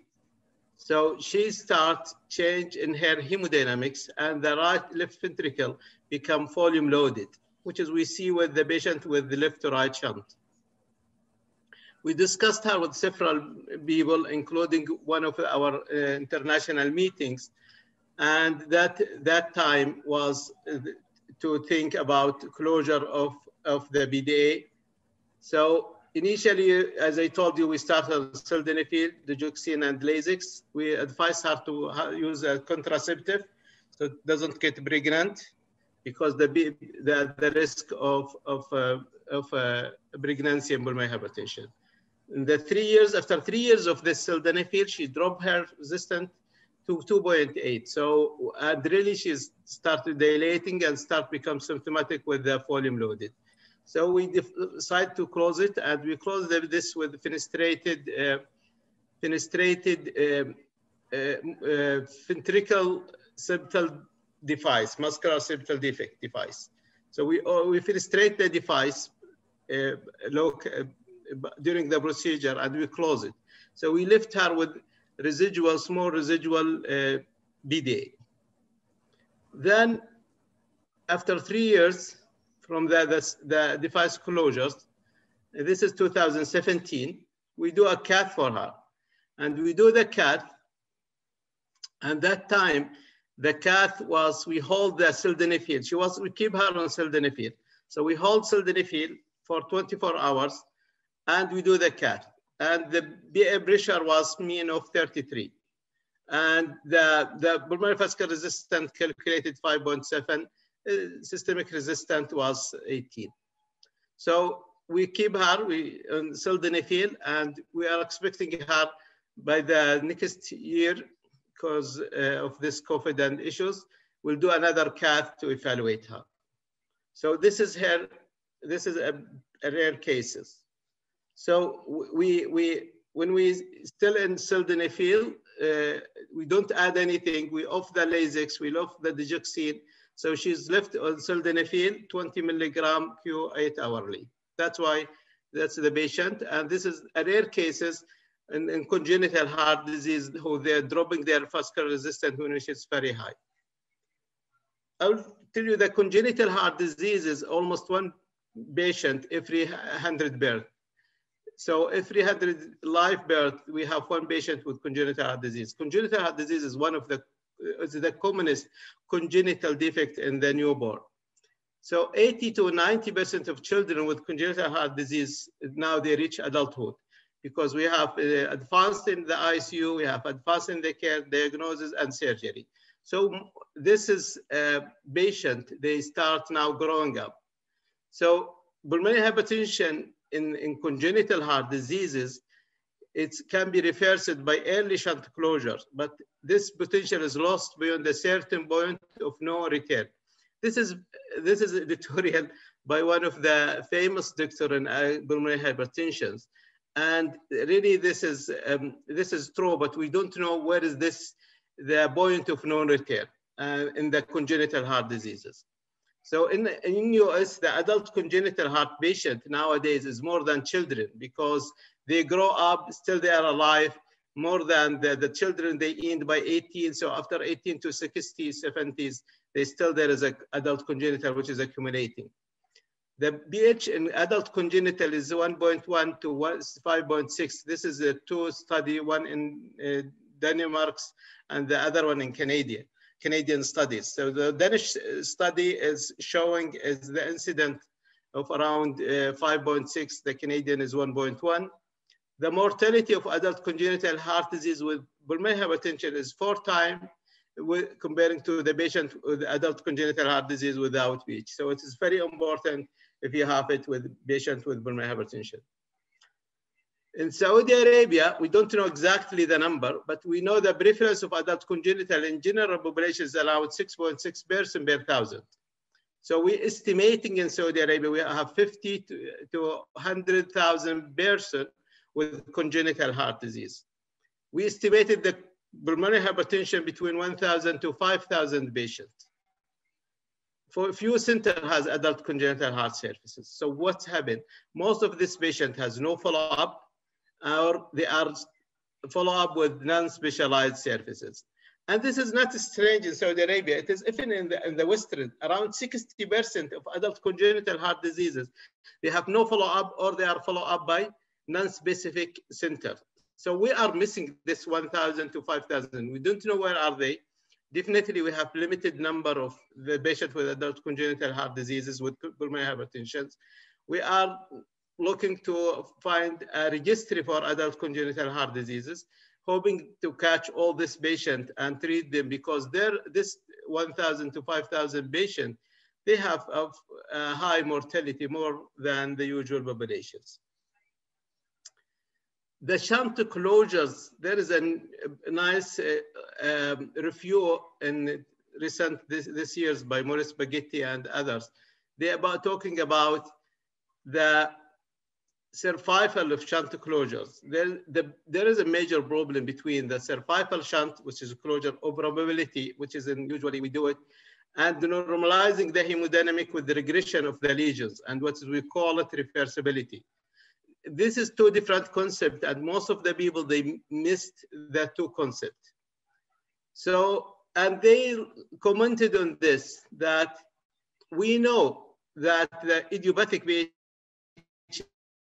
is not a disease that can regress and can be cured with targeted therapy. Why should PH with secondary to shunt should behave any different? This is strategy of doing the patient. This is 3 strategies. I'll show you that 3 strategy nowadays, which is treat with intent to repair. This strategy is not proven and is not supported in the treatment algorithm. So what they do nowadays, some of the people, they just do a cath. We go by the guideline. I will show you next in this next slide. So one is try repair the shunt and treat with targeted therapy. And this is very dangerous. Sometimes the patient doesn't resolve and doesn't respond. Treat with intent to repair, that if they start and they drop like what is our patient did, she dropped her pulmonary vascular resistant, change her shunt, treat with repair. Partial closure with the shunt with batch, we do it in the same this with our patient. We frustrated the devices. So we keep there is a flow in case of the pulmonary vascular resistant go up. So this is the 3 strategy in congenital heart diseases. And if you remember, this is the guideline. The guidelines mentioning that the index, if it's more than 8, you should not do anything. In our patient, it was 24. So we see how at that time, we started sildenafil just because of this is the treatment for patient with pulmonary hypertension and congenital heart diseases. But she started dropping her pulmonary vascular resistant until she come in this categories. So that's why that time we said, okay, we should try to it. Treat with intent to repair approach has not been proven. And this is very important. And this is the concept. All these three concepts I show you, it doesn't prove at the international level or the guidelines. In the European guidelines for adult congenital heart diseases, also they have different. They are looking for this is, and if you look that this is the patient who have BFR less than 3, you go and close it. This is for the BDA. Between 3 to 5, it is 2A. Between more than the 5 and the good shunt is 2C. And the only thing which is class 3 is the patient who has Eisenmenger. Between this Eisenmenger and this one is a big gap. We don't know, in fact, where the recommendation is going. So what I give you this take-home message: PH in congenital heart disease is a progressive disease with poor prognosis. High suspicion of PH and regular assessment for presence of PH in children when patient with shunt lesion after defeat closure is recommended, and that's what we should look for. Where is this? We should look after missed cases in Saudi Arabia and support them.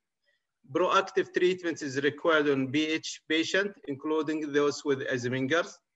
Women with congenital heart diseases and confirmed pre-capillary PH should be counseled against pregnancy. I think I'll finish here. Thank you very much. Thank you very much, Dr. Omar, for this excellent presentation. Welcome, Dr. Mustafa.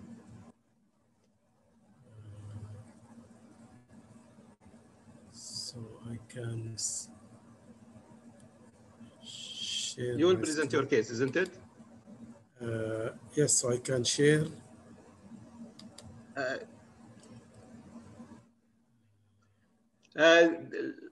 Now it's the time to Dr. Mustafa to present a case, isn't it? And his case is of Dr. Mustafa. You know Dr. Mustafa, he's the head chairperson of this meeting. He is the adult cardiologist in Dr. Al-Babtain Cardiac Centers in Eastern Province. Dr. Mustafa is very interested in echo and also fighting for echo and pulmonary hypertension. He has a huge collection of pulmonary hypertension cases in his office. It's interesting to visit his office and see a lot of cases in pulmonary hypertension. Welcome, Dr. Mustafa. I think probably I have a problem. I will ask Dr. Dal'an to present his case, then I will present 2 cases.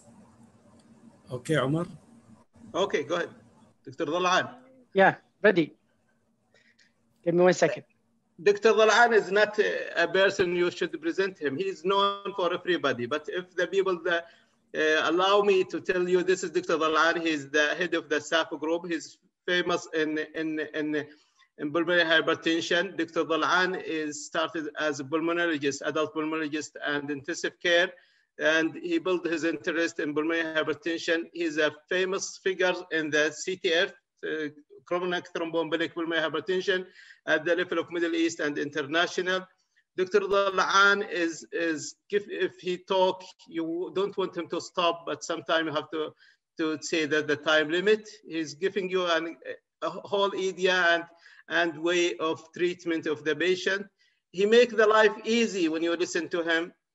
But with pulmonary hypertension, sometimes it's not that easy. Thank you, Dr. Dal'an, and welcome. Thank you so much, Omar, for your nice introduction. And I actually enjoyed the Fatma's talk as well as your talk. Thank you so much. I deceived Mustafa in a way because the original plan was to put a CTF case. And when I looked at the number of attendees yesterday, more than 300 participants. And I thought, because CTF, basically you bring the patient, you make a diagnosis and take them for surgery, you get this material out. So there is nothing interesting in CTF. So I really wanted to share this very interesting case with my colleagues.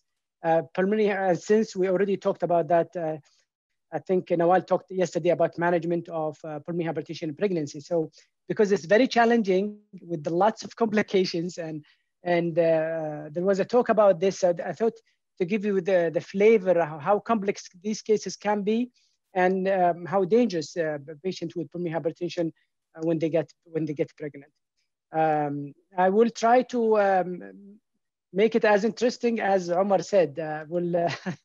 I don't know if it will be interesting. Anyway, this is a 29-year-old lady who is working as a teacher from Medina Munawwara. She was diagnosed at her local hospital as idiopathic pulmonary arterial hypertension. Her condition started 8 years before that, before her presentation to her local hospital with progressive exertional dyspnea.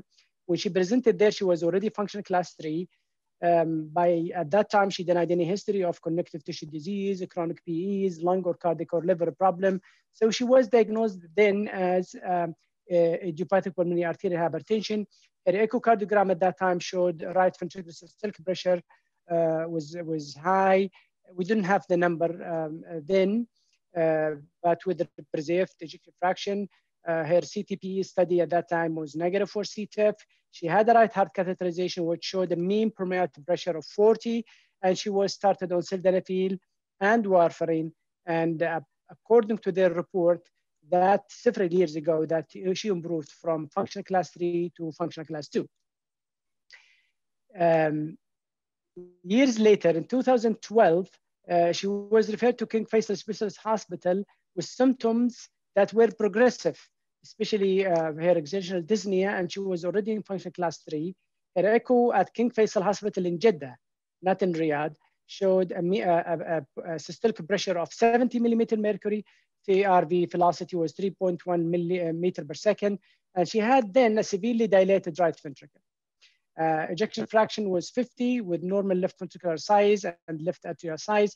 She was started then by the team at King Faisal Jeddah on sildenafil, and sorry, she was on sildenafil, but bosentan and iloprost were added to her after their evaluation. And at that time, she was advised not to be pregnant. However, she was not listening. This is a very common scenario. We see it in, you actually concluded your talk with the advice against pregnancy. But this is what happened. So first pregnancy, she became pregnant 8 weeks, about a year later from being seen at King Faisal. Bosentan was stopped by the team there. As you all know, bosentan is teratogenic, and sildenafil and iloprost were continued. Warfarin was changed to enoxaparin, but her echo when she had the pregnancy then was showing a pulmonary artery systolic pressure about 90 millimeter mercury. That was her first pregnancy, and that was in April 2013. In December of the same year, she underwent uneventful elective cesarean section at 37 weeks of gestation under general anesthesia. And her echo at that time showed a pulmonary systolic pressure of 110 millimeter mercury. So this should ring the bell. When a patient had pregnancy starting with severe pulmonary hypertension, and she had uneventful delivery, you have to put something in your mind. Anyhow, at that time, and this is the natural progression of these patients, her systolic pressure was worse than when she had the pregnancy at the beginning of the year. Between 2014 and 17, she had regular follow-up in pulmonary clinic there. Bosentan obviously was added after the delivery and then changed to macitentan. She continued on sildenafil, iloprost, macitentan, and she was generally stable according to their note for those 3 years. Another pregnancy, 2017, she got pregnant. At 9 weeks, she presented to her local hospital at King Faisal, so they terminated the pregnancy. In March 2018, she got pregnant again. And her pregnancy age when she presented to the people at King Faisal was of 25 weeks at that time. And macitentan was stopped. And you could see how these patients are not listening. Although, and I know the team there, and I'm sure they have told her that ARAs are very teratogenic, and yet she kept herself on the medications, including macitentan, and she presented at 25 weeks of pregnancy. So much ignorant people. And anyway, so sildenafil was continued, the iloprost and enoxaparin was continued, and obviously macitentan was stopped. Her systolic pressure was 60 millimeter mercury with preserved ejection fraction.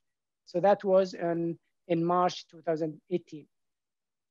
So in summary, patient had 3 pregnancies. First pregnancy 2013, her PA pressure was very high. She had cesarean section then. Second pregnancy was terminated 2017. And third pregnancy was the one where we have dealt with at King Faisal in Riyadh. So she was to refer to our center when she was 36 weeks of pregnancy in April 2018. And you could tell how much trouble our colleagues from Jeddah, they put us in when they send you a patient on 36 weeks of pregnancy. So you don't have time to start the most definitive treatment for these patients, the IV prostacyclines. And she was basically ready for delivery when she came to us. So 30th of April, she was referred to us. She was 36 weeks of pregnancy, of gestation. Her functional class was 3. Saturation was normal. Clinical exam was suggest of obviously left right ventricular strain. Medications were sildenafil, iloprost, and enoxaparin. Echocardiogram at that time showed normal ejection fraction, moderately dilated RVRA. Right ventricular systolic pressure was high, and no significant valvular disease, no pericardial effusion. Her pro-BNP was 10,000, extremely high. So obviously what we do in our pulmonary hypertension program at King Faisal for such patients, I think we have 6 or 7 or 5 around these cases so far, pregnant lady with pulmonary hypertension. We normally do our multidisciplinary meeting with pulmonary people, obstetricians, ICU, pharmacy, anesthesia, and we outline the plan clearly and for these patients. Generally speaking, we recommend cesarean section for these patients and should be under local anesthesia, like spinal anesthesia. The anesthetist who is dealing with this patient should be an experienced anesthetist, preferably, maybe not preferably, but must be a cardiac anesthetist. We recommend normally starting a patient on a PA catheter right in the OR, preparation ECMO in the OR, and obviously booking ICU bed afterwards, and the drug preparation. In the day of the operation, before the OR, we gave her the medication. Actually, what we normally do, we give, if we don't have time to start these patients on IV prostacyclines, we actually just had the delivery for a patient who came 28 weeks of pregnancy. So we had about 3 to 4 weeks to get her on IV prostacyclines and get her ready for OR. This patient, we didn't have that privilege of time. So in OR, just before on-call to OR, we gave her the pills, and we made sure that our coordinator give her the sildenafil and take it in front of her eyes and give her the iloprost inhalation just on-call to OR. So she went there, they put the pulmonary artery catheter, the Swangans, another one, they put peripheral line, and during the induction of the epidural anesthesia, the patient arrested. And CPR was initiated. So she was lucky to be in a center like King Faisal. So see, these 4 group of people were working simultaneously to save her life and her baby's life. So the anesthetists were actually resuscitated with the group, of course, of the people there. One was intubating the patient. Other 2 were actually resuscitating the patient. And the ICU team there, the ECMO team, was placing the ECMO live while other people are actually doing the CPR. The OBGYN people were actually doing the cesarean section and having the baby out. Our pulmonary hypertension team were getting the treprostinil ready, because obviously we had it ready just before she goes to OR, so we can start it when she goes to the ICU. But because we were ready, we immediately took it there, and we asked the team to start it also at the same time. So before she went to the ICU, she was revived. The baby was taken out, and baby was healthy. Patient blood pressure was stabilized, but she required inotropes, and she was moved immediately to the ICU. She had an NG tube there, so we put actually the macitentan. It was not the time for sildenafil second dose. And we started IV remodeling immediately, because we had already the PA catheter placed during the surgery, just about to start the surgery. And we started upgrading the treprostinil infusion using the fact that she's already,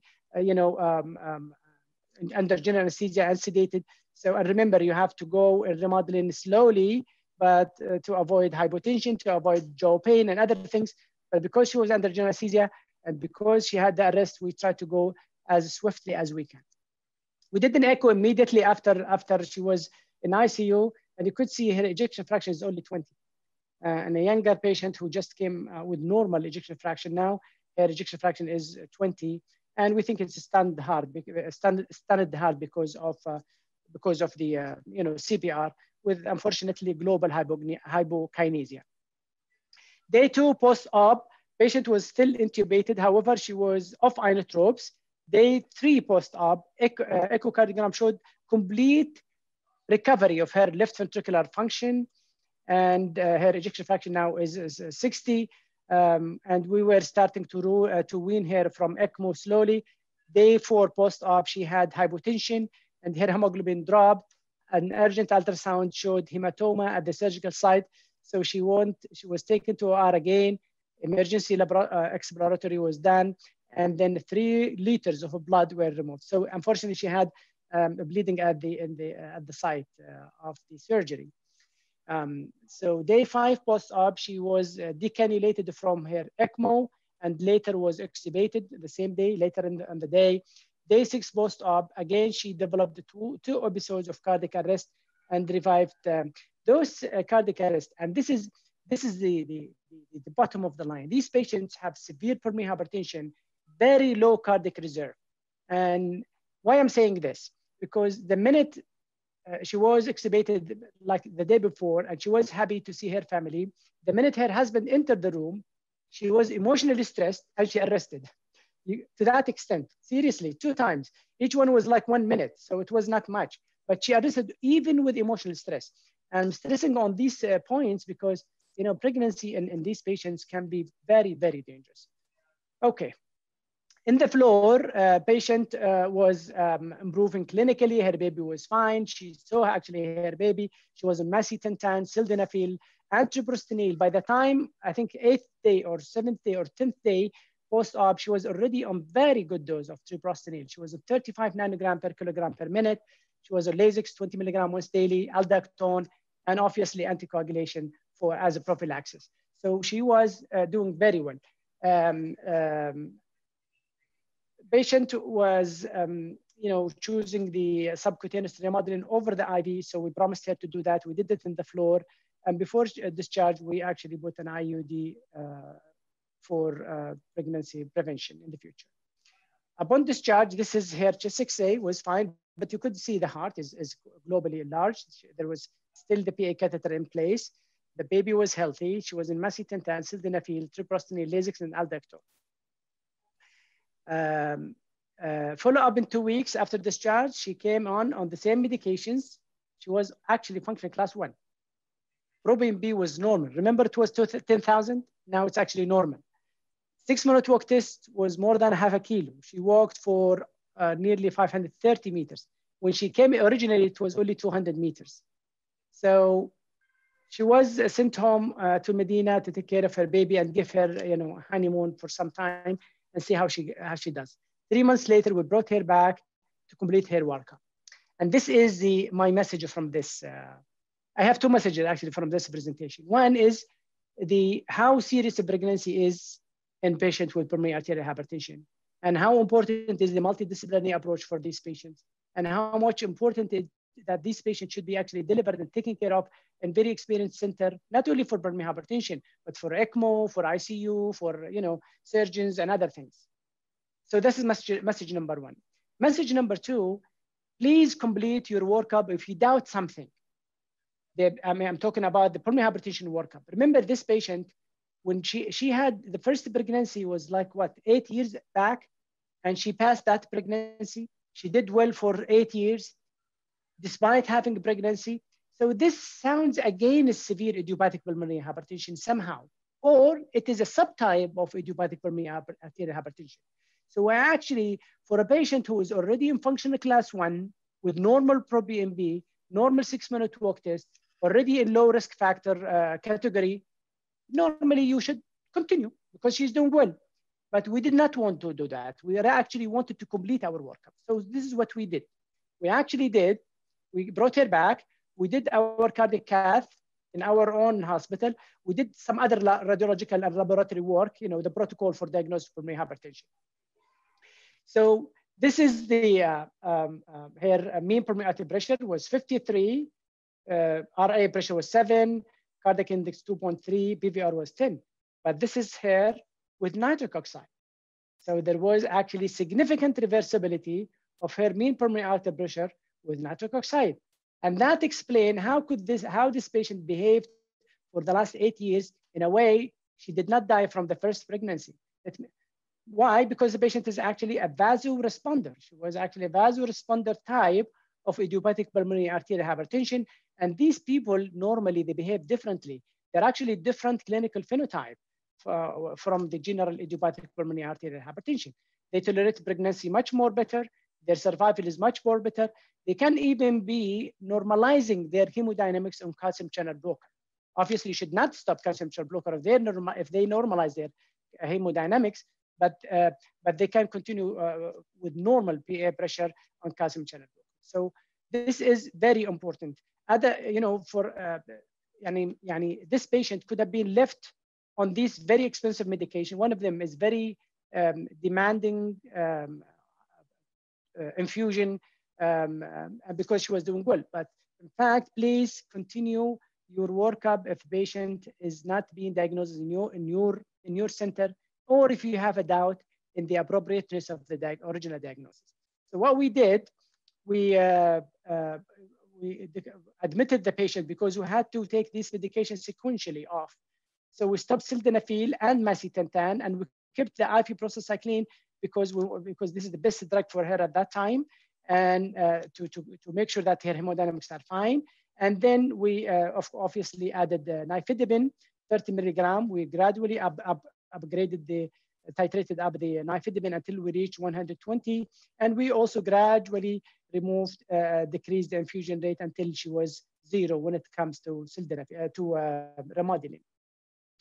So this is her follow-up for the years after, for the last 2 or 3 years since the delivery.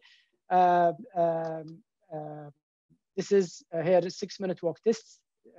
See, the last time she came here she walked for 630 meters, maybe more than Umar. I'm sure Umar is not doing exercise. And her functional class now is functional class 1. And her ProBNP is only 47.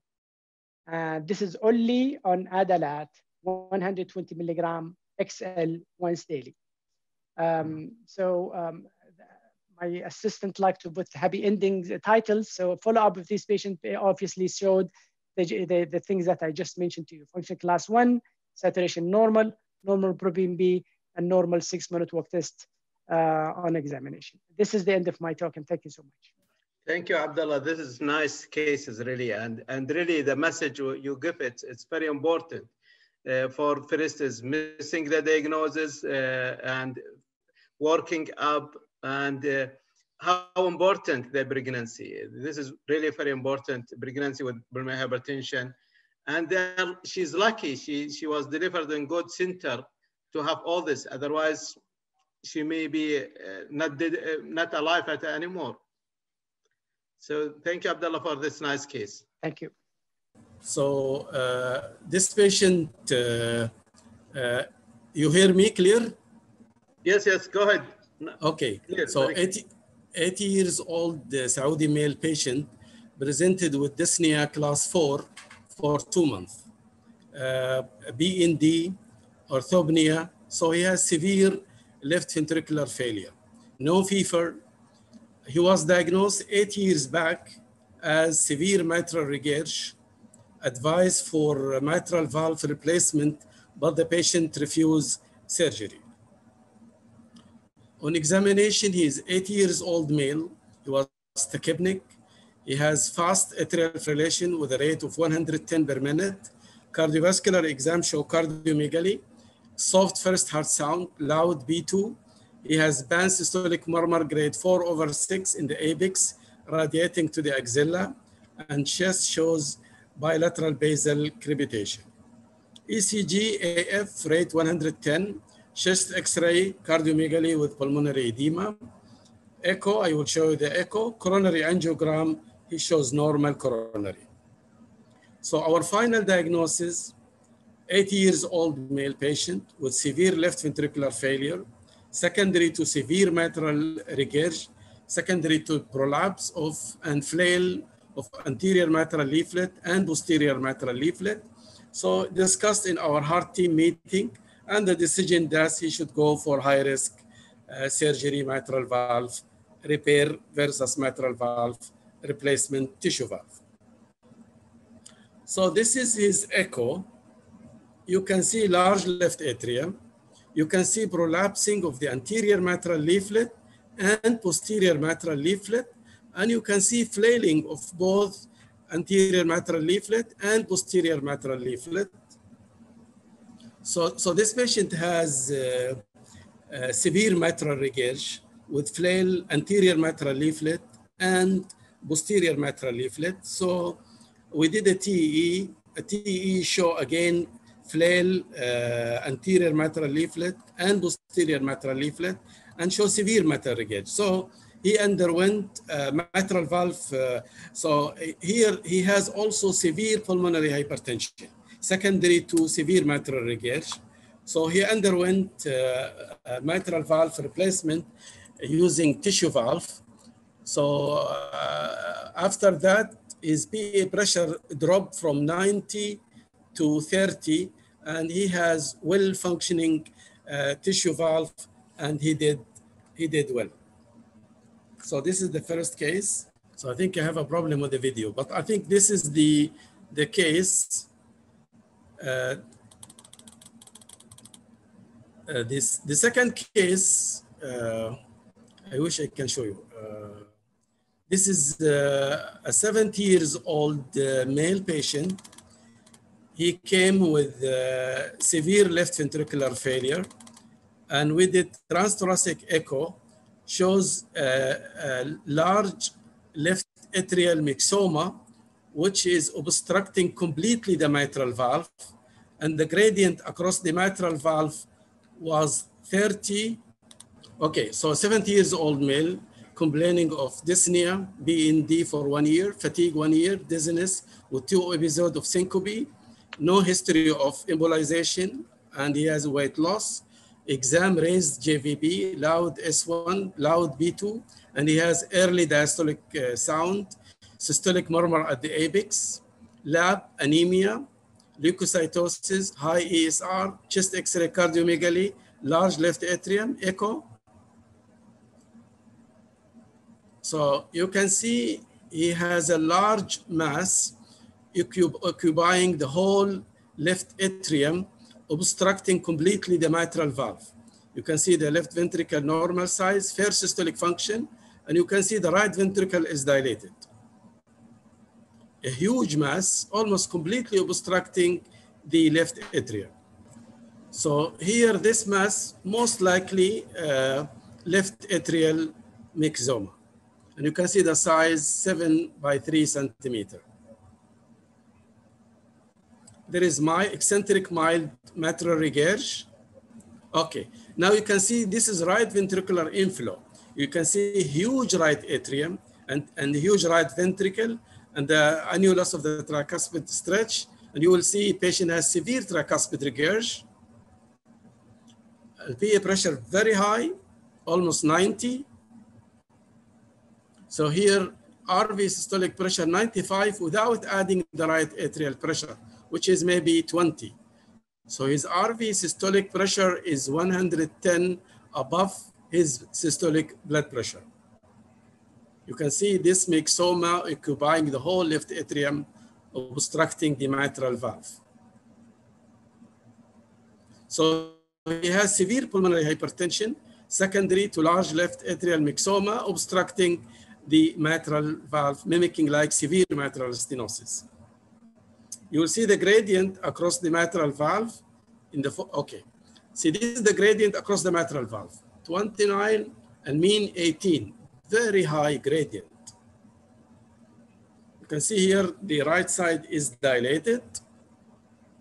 IVC dilated, non-collapsing. So the decision in the heart team is he has to go for surgery, and he underwent removal, excision of this left atrial myxoma, and we can see the hemodynamics after the excision of this mass. So as we know, complication of myxoma, heart failure, sudden death, arrhythmias, infection, embolization, and this is the mass we remove from his left atrium, causing severe pulmonary hypertension. And you can see the echo after removing of this mass. This is, you can see no more mass, mild MR, and you can see the PA pressure now 23. So before it was 95, now 23, immediately after surgery. And now you can see the LV is circle, and you can see the IVC is okay. So in summary, I present two cases. One severe MR with severe pulmonary hypertension normalized after mitral valve replacement with tissue valve. And the second case, left atrial myxoma obstructing the mitral valve, causing severe pulmonary hypertension, which normalized after excision of the tumor. So the causes of the group 2 pulmonary hypertension, as Dr. Bassam mentioned, LV systolic dysfunction, heart failure with reduced ejection fraction, dilated cardiomyopathy, ischemic cardiomyopathy, LV with diastolic dysfunction with preserved ejection fraction, amyloidosis, congenital heart disease with congenital or acquired inflow or outflow obstruction, congenital cardiomyopathy, left heart valvular disease like mitral stenosis, mitral regurg, aortic stenosis, aortic regurg. All these can lead to the pulmonary hypertension, and the pulmonary hypertension will regress if you address the primary cause. Thank you very much. And sorry for disturbance. يلا عمر. الله يسلمك دكتور عبد الله. Thank you very much, Dr. Mustafa. Thank you all the people who are presenting this nice cases. Really, the conference is more or less is more interesting from the beginning to the end until the last minute. And I think I will leave the panel for Dr. Abdullah and Dr. Mustafa to talk about the end of this conference. Thank you so much. I think we can open it now for questions and answers if anybody has. I was just looking at the questions box, and I think we have an anesthetist who is with us. Thank you for the question. He said, when we refer, this is, I think, this should go to Bassam and Mustafa. When we refer patients for echo, 30 to 40% of times of reports came with, we could not assist pulmonary pressure, and cardiologists normally, I put normally myself, ignore that. Is it acceptable, especially for patients with COPD or limited activities or major surgeries? So one of you cardiologists can take this question, please. Thank you very much for addressing this question. Maybe 30% is a quite high percentage, of not being able to assess the PA pressure, right ventricular pressure. However, yes, we encounter quite, not infrequently. Am I heard? Yeah, yes. So it's not infrequently that we cannot actually do that for a few reasons. One is, the tricuspid valve regurgitation signal is not that apparent. It's not that good. Poor, of course, acquisition, body habitus, etc. However, and I know a couple of things that can help identifying and improving the acquisition of TR velocity signal. One is, number one, you can increase, rank the density of the Doppler signal. Number two, actually, we can utilize a bubble study, saline contrast study that can actually help us visualize the TR velocity curve way much better. Of course, yet, if there is no significant TR, we cannot tell. However, other fine parameters that we rely on as well is the PR, of course, signal. So if the acceleration time, we can rely on acceleration time. We can rely on the RV size. We can rely on the septal wall motion, whether it is D-shaped or not D-shaped, etc. So we can, and RV function area of the right ventricle. These are other subtle parameters that we can rely on in order to identify the RV/PA pressure. Good. I think I'm fine. I found one here in the chat box, maybe from Nawal or somebody else, saying, I think this was to Dr. Khalid, would putting a systemic sclerosis patient on cyclophosphamide render them vulnerable to infection with right heart cath? That was answered, Dr. Abdullah, was it? Okay. on the chat. Thank you so much. I have one question for Dr. Fatma. I saw she putting a dose of sildenafil. I think she put 30, 40, 60. What is the usual doses with you and the others? Because usually in pediatric, we don't exceed 20. Yeah, the usual doses is 20 milligram every 8 hours. But there is a study on 40 and 80, but the only labeled indication till now is 20 dosing. What about you, Dr. Abdullah? Yes. So the dose in SUPER study, the SUPER Yes. study 2005 in New England Journal of Medicine, this is based on which the drug was approved. They tested 3 doses, 20, 40, and 80. Of course, the primary endpoint at that time was 6-minute walk test. It was positive with the 20. There was a trend, however, to the higher doses, 40 and 80, but the p-value was not significant. And that's why they have chosen 20 TID. What we do personally, by the way, if we have no other options, especially if the patient is in combination, not doing well, we actually go to the higher doses, 40 TID, and occasionally to 60 TID. I don't remember putting a patient on 80 TID, but you can for other patients if there is no other contraindication or no side effects. But as Dr. Fatma said, the dose is actually 20 TID. I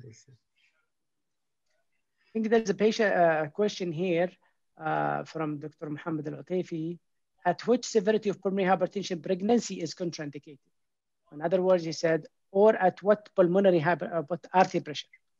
And I wish he did not ask this question because, we always say pregnancy is contraindicated in pulmonary hypertension.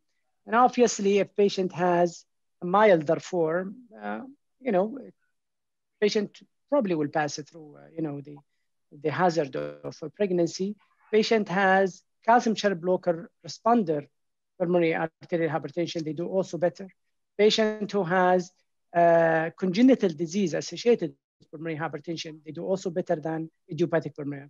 The worst outcome comes from idiopathic, heritable, and scleroderma, connective tissue disease associated. This is in details, but generally, general recommendation, pregnancy should not happen during, a patient with PH should not have pregnancy. I think, Abdullah, we notice in the pediatrics, the minute they reach puberties, they're worsening their pulmonary hypertension. I think also the patient who are getting pregnant after the delivery, they are very bad because of this hormonal changes. They don't go back to the normal. Even if you say that mild, they go, but they don't go back to the normal. Actually, your patient Amar, is lucky, yes. lucky, I think, because she's a calcium channel blocker. Yes. And this is a very good point. Thank you for bringing this up. I am trying to make things short because of the time. In fact, what they do, there are 3 things we have to know about the pregnancy and pulmonary hypertension. One, the mortality rate is very high, 30% to 50% in some literature. So this is extremely high mortality. Yes. So if the patient did not die, they normally globally worsen afterwards. For example, if the patient this year has been of a mean pulmonary artery pressure 60, for instance, function class 2, protein B is okay. Even if they pass the pregnancy, next year they will be in functional class 3, they will have more protein B, and they will have more PA pressures. So they globally worsen after, even if they pass through it. The fact number 3, the highest risk of death, in fact, also comes after delivery, the first 1 month after delivery. So please, when you have a patient who put you on the real situation and you wanted to help to pass the pregnancy and delivery, always remember that taking the baby out is not the end of the story. These patients have highest mortality post 6 weeks postpartum, and they really need to have a very good care. There is a very good question to Bassam or to Mustafa, which we always see in the our clinical practice. What parameters in echo would make you suspect combined pre and post capillary pulmonary hypertension in patient known with left heart failure? Well, I have cases. I have some cases, especially mitral valve cases, and I have cases. He starts with severe mitral regurg, with severe pulmonary hypertension. And then he had a procedure. He had, say, mitral repair or mitral valve replacement tissue valve. And when we follow him, we notice he has maybe moderate mitral stenosis, and his PA pressure start to increase, and his RV function dilated, impaired. So he has, by default, he has left side mitral valve disease. But at the end of the road, this will definitely lead to pulmonary hypertension to combine both pre and post. And I have a young patient who really, he had 2 times surgery. In fact, his mitral valve area was 1.4, 1.5, 1.6, was not bad, but his PA pressure 90 to 100. And his right heart cath is very high, resistance was high. So the surgeon was reluctant to take him because of severe pulmonary hypertension. Ultimately, Dr. Zahir, he operated on him. He told me this is high risk. And his PA pressure improved after removal, his, we'll say, mild to moderate mitral stenosis. So I think, in mitral case, in mitral stenosis, severe, if they are not operated and they become advanced, they reach to a stage, we call them cardiac invalid because of severe pulmonary hypertension and high pulmonary vascular resistance, and they become like the Eisenmenger. So I think these are the cases: mitral valve disease, advanced mitral regurg or mitral stenosis, or combined. Yes, if Bassam, you want to add anything? Yeah. Or pre-op, evaluation, like someone with what appear to be left heart disease. First, I would assess, of course, the severity of pulmonary hypertension. If it is mild and everything else, is well, then they can proceed with surgery. However, as we indicated in the presentation, if someone has moderate to severe pulmonary hypertension in association with left heart disease, okay, those patients should be taken to cath lab in order to identify the specific etiology. And there is no, in most of the instances, we cannot differentiate between isolated post-capillary pulmonary hypertension from the combined, unless we obtain these 2 parameters, which is as we mentioned, the TBG, the diastolic pressure gradient, and also to assess the pulmonary vascular resistance in order to differentiate between the two categories. So that's why, as a general rule, anyone with moderate to severe pulmonary hypertension going for surgery, we need to take him to cath lab and do the right and left and assess those parameters in order to identify the isolated type from the combined type. Echocardiogram in most of the instances cannot tell you about that for sure. So that's why you need to identify those. Yes. Yeah. Unmute yourself, Abdullah. If you give me 1 minute for the last question, because it's actually a very valid question.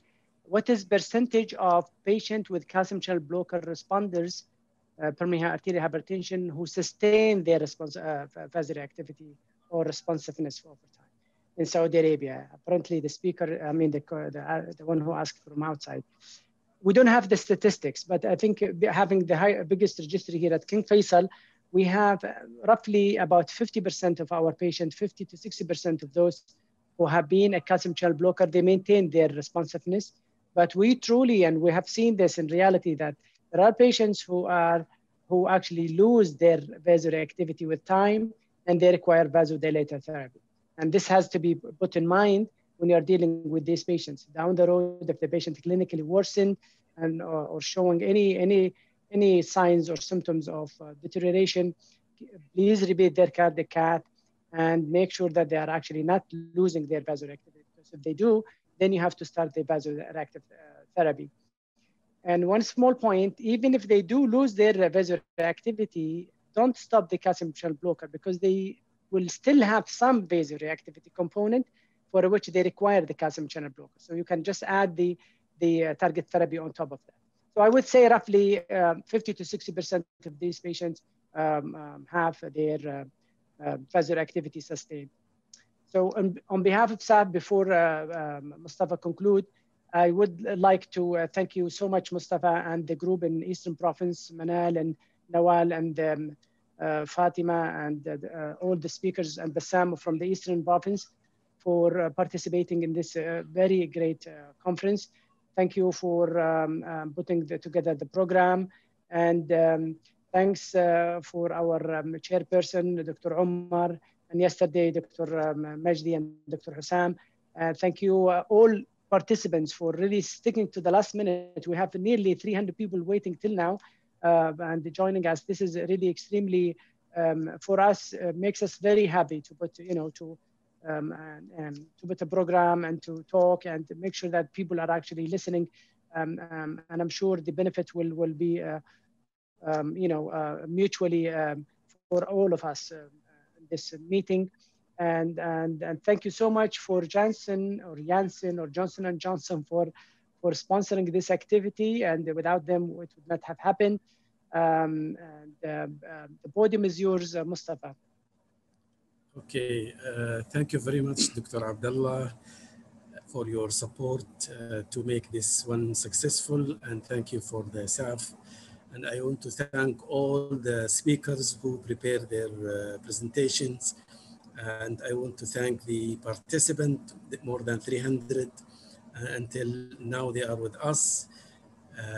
And I will thank Johnson & Johnson and Kunuz Retar for their support. And I hope this meeting continue. And I suggest this meeting to continue, say once in Riyadh, once in Dammam, once in Jeddah, maybe once in Abha. So we keep sharing the knowledge and we keep sharing the cases. I am sure most of us, they have a lot of cases, and we need really like this discussion to enlighten us. And maybe a lot of people from the participant, they have cases of pulmonary hypertension, and they want to refer the cases. They don't know to whom to refer the cases. But I think this meeting gives the chance to know that Dr. Abdullah is working in King Faisal Specialist Hospital, and they have good experience on this, and they have a lot of investigative tool so they can help In Eastern Province, we have Saud al-Babtin Cardiac Center, we have King Fahd Hospital, we have King Fahd Military Medical Complex with Nawal doing I think she had a clinic for pulmonary hypertensive cases. Dr. Tamimi and Dr. Majdi, Dr. Hussam, all the group are really interested in pulmonary hypertension with all group. Don't hesitate to contact the team. And thank you very much. Thank you. And I saw a message from someone from Jizan saying, and in Jizan. Of course, it will be an honor to do one from Jizan and for Jizan people. Definitely.